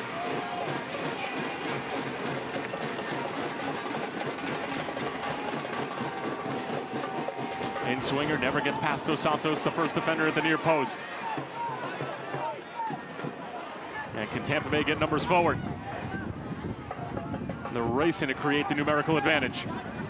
Oliveira fancies it from distance, takes a deflection off the backside of Joey Apononu. And then some real good composure from Kirill Patamov. Not panicking in the moment, even though he's inside of his own defensive third. And he's been a good signing for the Charleston Battery. Patamov comfortable with the ball at his feet. Has a cultured left foot, can spray the ball from left to right. Big physical center midfielder, likes to get stuck into challenges. And a nice relationship in this match with Ikaza at that base of that midfield for Ben Pierman.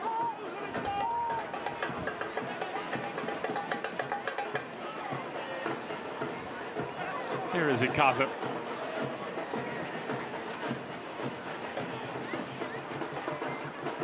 Jeremy Kelly. Apononu.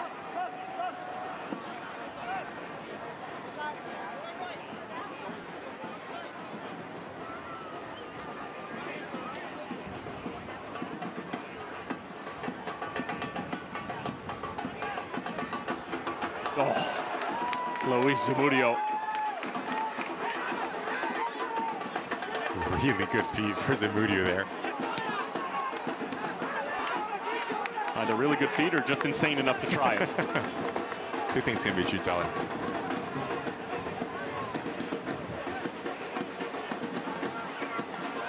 Ikaza brings it down. Charleston slowly but surely just inching their way into Tampa Bay Rowdy territory. Miguel Berry on the turn just knocks it over the top, and it was out of the reach of Colton Swan. And it'll stay with Charleston.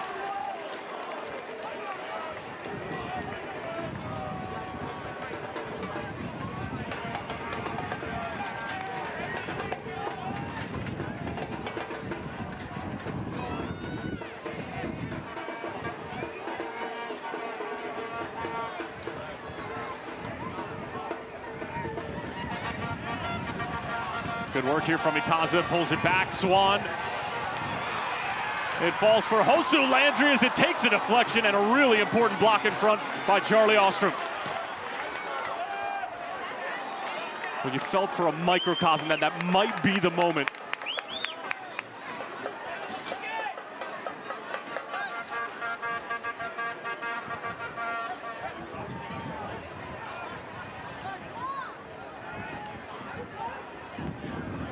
We're hearing that Douglas Martinez and Laurent Kissiedu are getting set to come on for Charleston.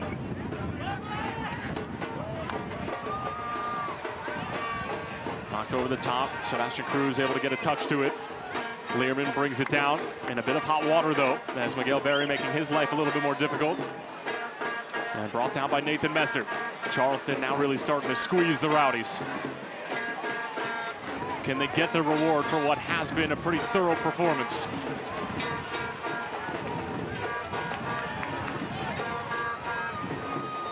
Palmov, Landry, closed down quickly, falls over, and Landry wanting a foul from Josh Encarnacion, and not going to get any sympathy from the referee. And now Ostrom carefully tracking the ball into Charleston territory. Cicerone touches it along, and then a crunching challenge from Graham Smith. Just a heavy leg they're shown by the Tampa Bay Rowdies here. Ostrom trying to engage Messer here. And when he does, that's when he plays the ball into this teammate. Good challenge from Graham Smith. See it from a mile away, stepping in, leaves his feet, gets all the ball, and takes out Ostrom here.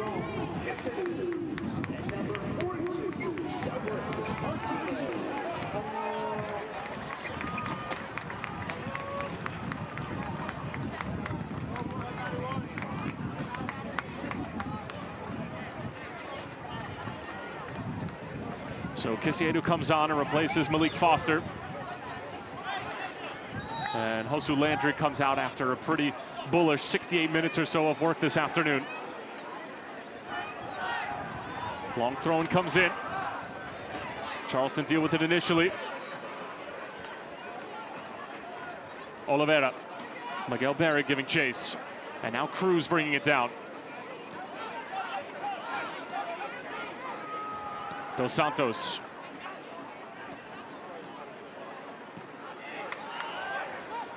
Stabbed away by the battery back line at just the last moment. A little more than 20 minutes remaining.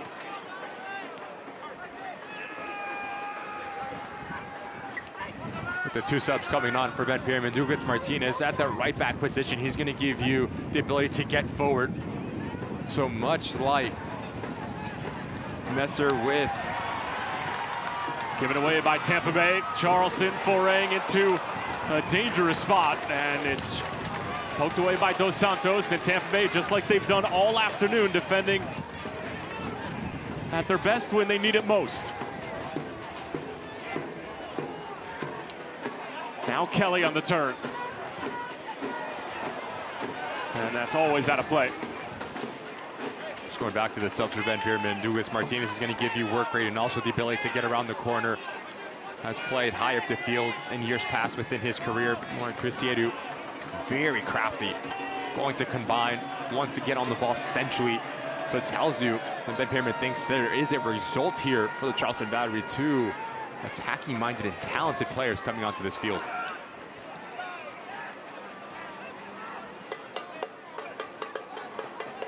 Cicerone on the turn. This is the most dangerous we've seen him this afternoon, and stumbles just at the last moment. Palmov gets out of trouble.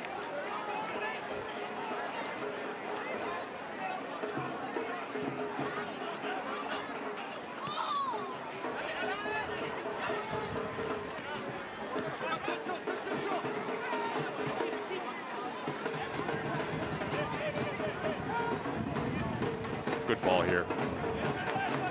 Kelly pokes it out wide for Messer.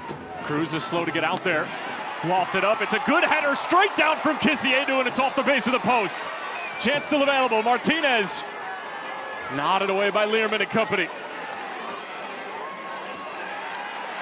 And Palmov wins it back. And now Charleston really starting to tighten the screws. Emilio Icaza.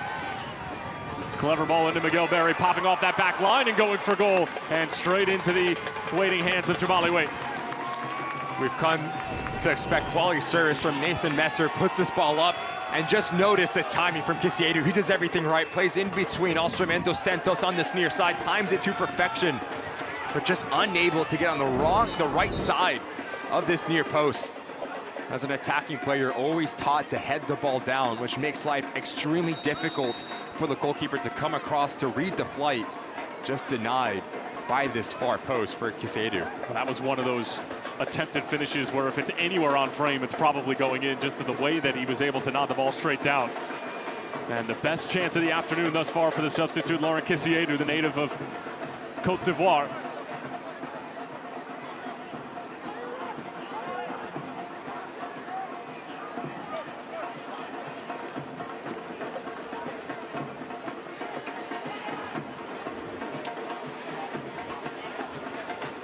And just notice the space right around that center circle. If you are the Charleston Battery, you need someone occupying to get on the half turn, because this near side of Douglas Martinez and Crisiedu can cause all sorts of issues. Good ball here. Over the top for Miguel Berry, brings it down. Pressure along his backside, and Jamali Waite keeps it in play. That is when, if you are Miguel Berry, you need to do a better job at using your body. You take your first touch away from Schaefer. That is when you just need to lean into your individual marker and keep a separation. Schaefer doing a good job just coming around the corner, picking his pocket, but it's those little things as an attacking player that make a massive difference with able to get your shot off. And we're going to have a substitution for Tampa Bay, as Louis Perez, the 28-year-old Parisian, came over from North Carolina FC during this past offseason, formerly of FC Tucson, as well as the Pittsburgh Riverhounds. Replaces Charlie Ostrom in the 73rd minute. And let's take a look at the Best Western upcoming schedule. And right here on CBS SN, Hartford Athletic against Rhode Island FC, a nice little New England rivalry there, and then Detroit City and Louisville City, as well as Boise and Naples, as we have a chance brewing. It's Oliveira on the first time, and that is the first shot on goal for the Charleston Battery, and Luis Zamudio handles it pretty cleanly. Over the last 5 minutes or so, Russell Cicerone starting to operate right in front of the back line for the Charleston Battery and causing a little bit of chaos. A tough challenge here. Dos Santos picks up a yellow, takes out Douglas Martinez. And I just noticed Russell Cicerone playing in between the line, the ball over the top. Unselfish from Mendy Myers, but as you come in, this needs to go far post.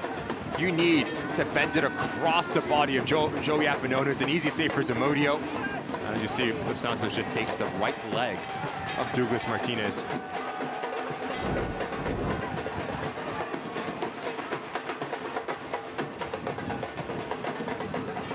So the first shot of the afternoon on target for the Tampa Bay Rowdies coming nearly 75 minutes into the game. And to be fair, the Charleston Battery have only registered 2 shots on goal, and that's not including Laurent Kisiedu's header off the post, which does not count as a shot on target. But 15 minutes remaining for Dom Casciano's group to try to somehow, in very much smash and grab fashion, pull this out of the fire. Meanwhile, for the Charleston Battery, they feel like they probably earned this result. And knowing both of these coaches' personalities, I get the feeling that both of them are going to go for it in the final 15 minutes. 100% when there's opportunities that are still available for both of these sides, especially with the subs coming on, tells you the mentality for Dominic Casciano and Ben Bierman. Bringing in players that can make that difference and show that little bit of individual quality to shoulder the responsibility.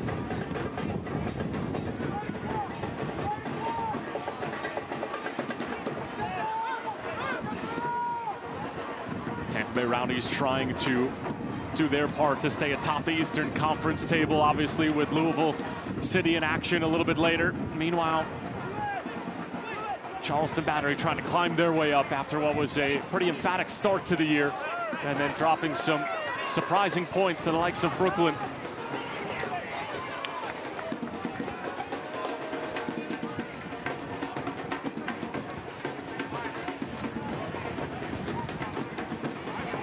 Lewis Hilton trying to keep it moving, and it's cut out momentarily, and then Oliveira going all the way back for Jamali Wade, who continues to get heckled by a pretty vocal gaggle of Charleston Battery supporters behind him.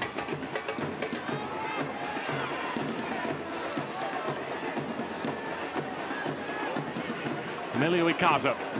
Douglas Martinez screaming for it at the bottom of your screen.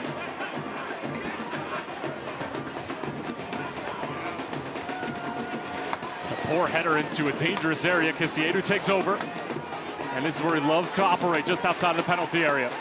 Messer able to get it on that left peg. The delivery is a good one, and thumped away by the Tampa Bay back line. Charleston will try to go again. Icaza.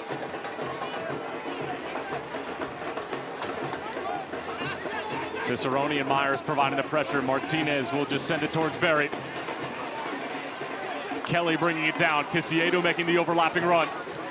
He uses him as a decoy, and that was a decent ball, but physical enough play from Learman. And then the last touch is going to be off of Charleston, and a play for a Tampa Bay goal kick. Yeah, good, well done here from Jeremy Kelly, just to show the patience as he just waits on the ball. That allows Kisiedu to make this run. And he's just trying to lift it towards his back post, and this is all about the individual positioning from Schaefer, doing a good job not allowing Colton Swan to get on the end of that service.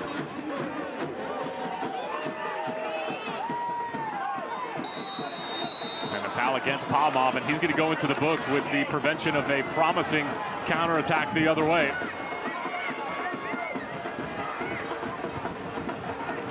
He's put in a good shift today, huh? Yeah, Palmov's been really influential for the Charleston Battery. This time he just gets beat a little bit. You see the right arm, the left arm coming over the shoulder. Louis Perez is coming onto the field. Louis Perez has been involved as well. Had that opportunity moments ago. They just missed it. Now drawing Palmov into the book. Rookie season as a professional soccer player for Kirill Palmov, originally from Kursk, Russia. He's a rookie, but he is 24 years of age. He started at Oklahoma Wesleyan in his soccer career and eventually transferred to Marshall University. He was an All-American at the NAIA level at Oklahoma Wesleyan.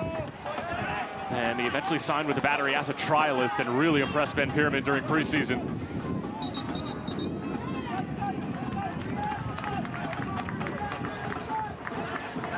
And you can tell the coaching staff and Dom Casciano for Tampa Bay really trying to help ratchet up the energy levels towards the end of this game, where any moment could be the moment to swing all 3 points in either direction. I know it's early in the season, but in a derby match like this, afternoon kickoff, national TV, these games can be really important to swing momentum for the next month or so in either direction for both teams. Well, also throw in how big these clubs are in USL Championship, right? That means a little bit more when you're playing against the Tampa Bay Rowdies, when you're going to Charleston Battery. Those are the games that you circle on your season. So, yeah, it's still early in the season. Yes, fitness is maybe still not 100%. The hot environment, the climate as well, all playing a factor. But the importance of this game on the mental side is really high for Dominic Cacciato and Ben Pyramid here.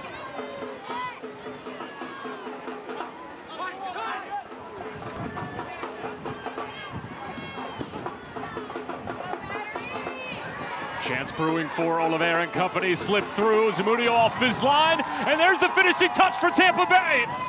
Against the run of play for almost the entirety of the game, and somehow they have found the breakthrough in Low Country.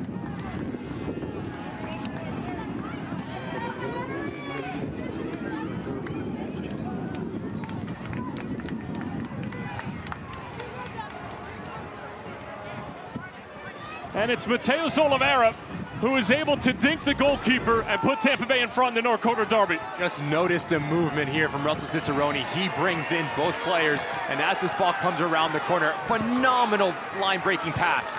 As Zamudio comes off of his line, Oliveira plays this ball in, and it's Cruz to go up and over the goalkeeper. But it starts with Russell Cicerone having the ability to draw in two defenders, allows Oliveira to come centrally.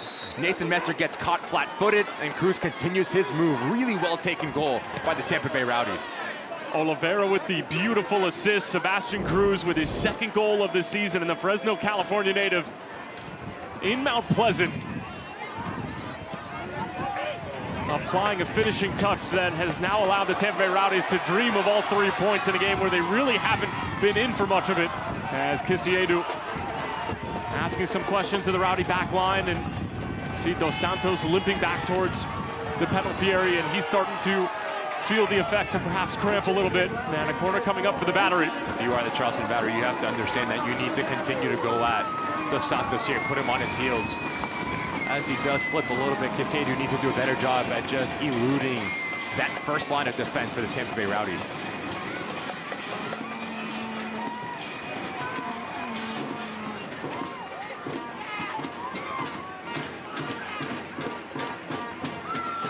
In-swinger from Messer, one at the near post and flicked along and in. How's that for a response from Charleston?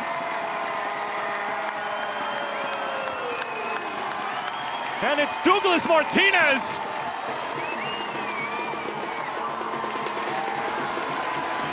Bringing Patriots Point to their feet, and the game is very much back on for the home side.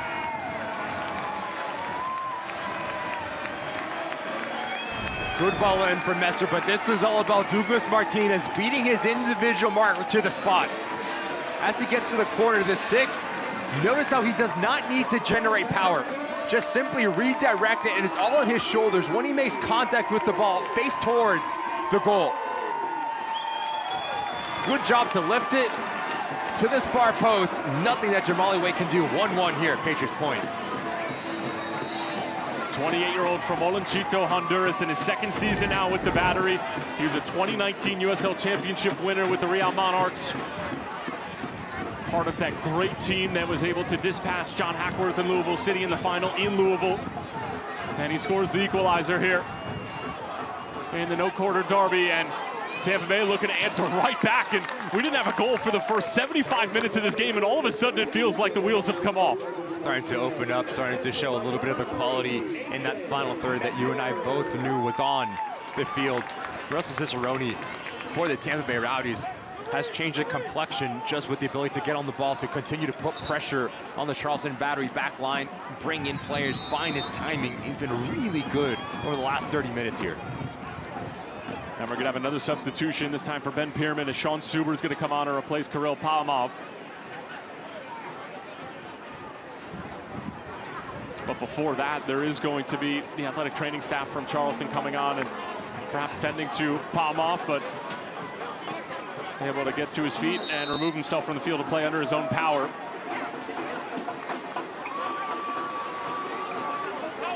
And the rookie out of Marshall with a really good shift and 83.5 minutes worth of hard work. And Sean Subert, first team all USL a year ago with the Pittsburgh Riverhounds, helped them lift the trophy no more than several months ago, and actually scored on them opening night. And he's been rotating as both a center back as well as a central midfielder for Ben Pierman. Comes onto the scene, and he's going to have to try to have his say in the waning moments of this derby matchup.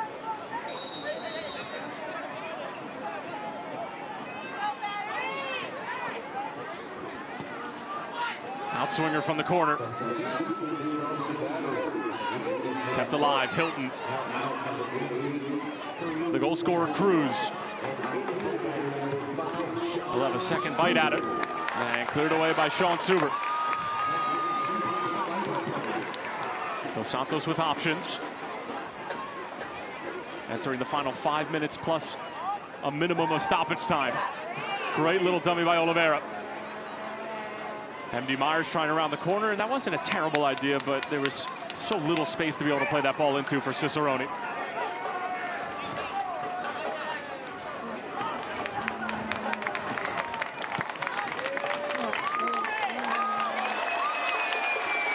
Kisiedu trying to get there first. But Learman having none of it, and he actually knocks it off of Kisiedu, and it's a throw in for Tampa Bay. Number one to get there from Learman. Number two to keep possession. Well done by the center back.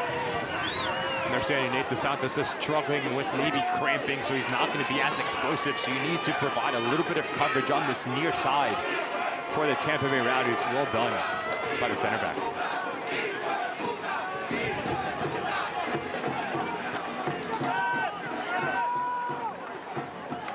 No goals in the first 79 minutes of this game. Then it was Sebastian Cruz in the 80th, assisted by Mateus Oliveira. And then Douglas Martinez in the 82nd, assisted by Nathan Messer. And all 3 points still very much up for grabs in the final 5 minutes.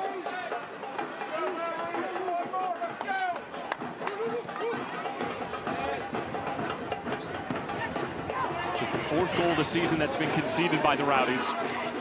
As Dos Santos let it bounce and now just has to clear it away with some pressure mounting from behind in the form of Colton Swan. Here's the goal scorer, Martinez. Ikaza keeping it moving. Apononu. Jeremy Kelly. Takes it over the top. Kisiedu tried to bring it down. And just thumped away by Nathan Dos Santos. Was Kelly fouled? Josh Encarnacion, excuse me, does blow the whistle. Kisiedu has a cleaner touch with that last action. He's in on goal. And Charleston play quickly for the restart. Martinez towards the back stick and headed straight down by Graham Smith, but he's the last one to touch it.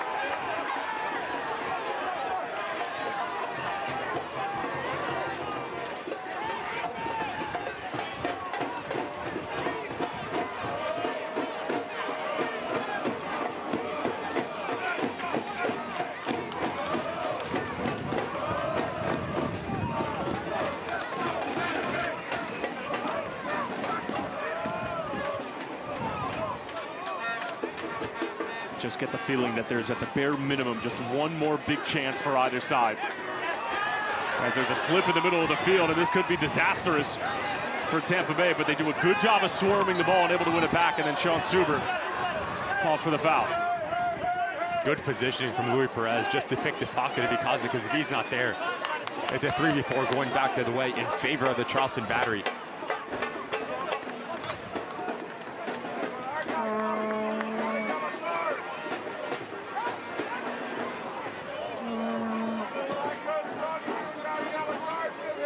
Oliveira on the turn, runs all the way back through to Apononu, and then even further for Luis Zamudio. Switches the point of attack for Martinez. Brief deflection, now Ikaza rising for the header, and he is just bullied off the ball by Dos Santos. Good ball here. Perez. Oliveira already with the assist on the opening goal for Tampa Bay. Lewis Hilton, magic on the ball.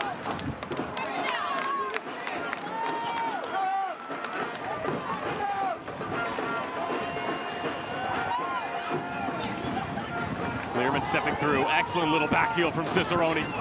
Laid off for Hilton. Tampa Bay moving through the gears. What a team goal this would be. Blocked by Messer. Last touch. Off of Charleston. It's a corner for Tampa Bay. That is when the Tampa Bay Rowdies are at their best, when they're playing quick, when they have numbers surrounding each other, to be very connected in terms of their combination play. That's what we've seen from the first 5 games of 2026, the ability to work off one another. Well, here on the road, we haven't seen that on enough of a consistent basis for Dominic Casciato and the visiting side. Carson Henderlong getting set to come on for Tampa Bay. We've already seen one set-piece goal on the other side of the field as Zamudio claims it. That's good goalkeeping. And Zamudio says to Douglas Martinez, let's run. Barry, clever touch around Lewis Hilton. Can Charleston steal it? Barry, just surrounded by 4 different Tampa Bay Rowdy defenders and eventually called for the handball. He does all the hard work, Miguel Barry, to turn his defender. But once you get into the attacking 18-yard box, you move the ball to your left foot. You need to be able to have a shot on target, just trying to overcomplicate it. As Anthony Myers makes way. And he will be replaced by Henderlong, who's making just his 4th appearance in a Tampa Bay Rowdy kit. Started 1 game, has not registered a goal just yet in the USL Championship. USL League One Player of the Year finalist coming from FC Naples last year. Spent 3 years at Xavier University in Cincinnati and then eventually transferred to Indiana.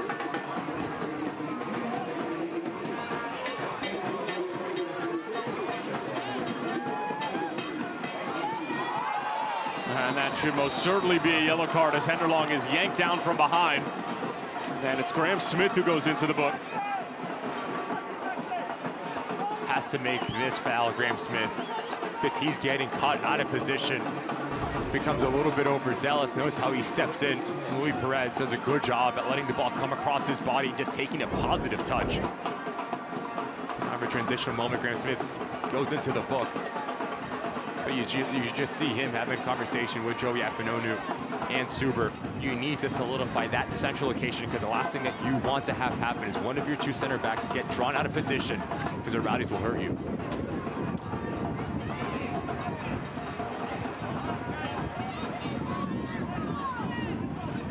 Already 90 seconds into the minimum of 4 minutes added on. Luis Perez on top of the set piece now for Tampa Bay. Really good opportunity here for the visitors to steal all 3 points. Long range effort, that's straight into the hands of Luis Zamudio.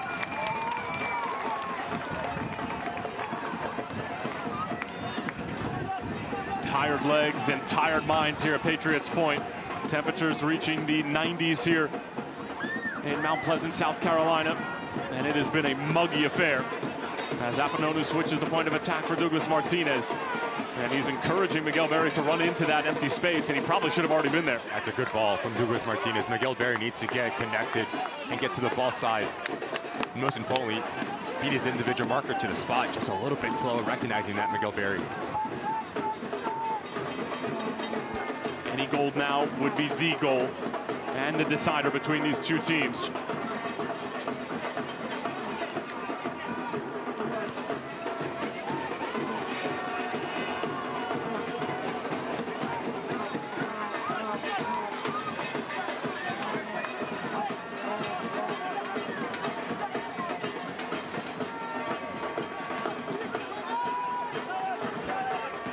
Graham Smith. Martinez, the goal scorer for Charleston.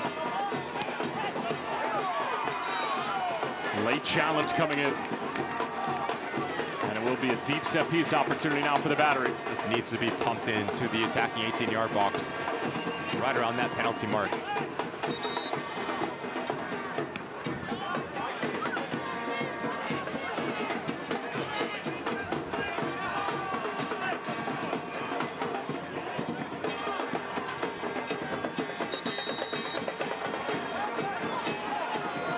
Referee telling Emilio Icaza that that needs to be at least a few yards back. And the fourth official, Islan Pexanar, also agrees. And here come the big bodies for Charleston. And look how far up Luis Zamudio is. He's a few yards inside of midfield at the top of your screen. Might this be the last action of the game? Icaza, not a terrible looking ball, but dealt with by Tampa Bay. Chance and bodies are still available. Last thing you want to do if you're Charleston is give it away in a cheap spot, but that's going to do it. Full time in the no-quarter derby here in Low Country. And it finishes all square between Charleston and Tampa Bay after no goals in the first 79 minutes. Sebastian Cruz opened up the scoring in the 80th. Douglas Martinez leveled in the 82nd. And Ben Pierman and Dom Casciato will have to settle for a point apiece. It's the second straight draw for the Tampa Bay Rowdies. It is the first draw of the season for the Charleston Battery. And it is the first time that the Tampa Bay Rowdies have been able to take points off the Charleston Battery since 2023. We will step aside for a moment. When we come back, we will put a bow on it here from Patriots Point. Final score here in South Carolina, Charleston 1, Tampa Bay 1. Don't go anywhere.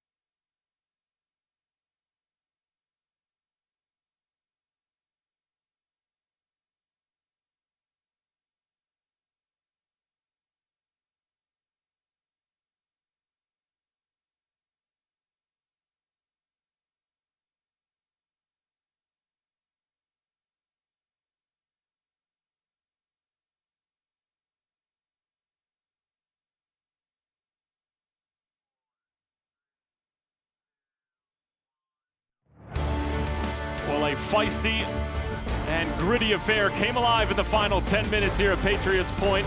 And despite goals from either side, both sides will settle for a point apiece. Coming up next, US Open Pickleball Championships. For Ricky Lopez-Espin and our entire crew, I'm Tyler Terrence saying so long for now. This has been a presentation of CBS Sports Network, the 24-hour home of CBS Sports.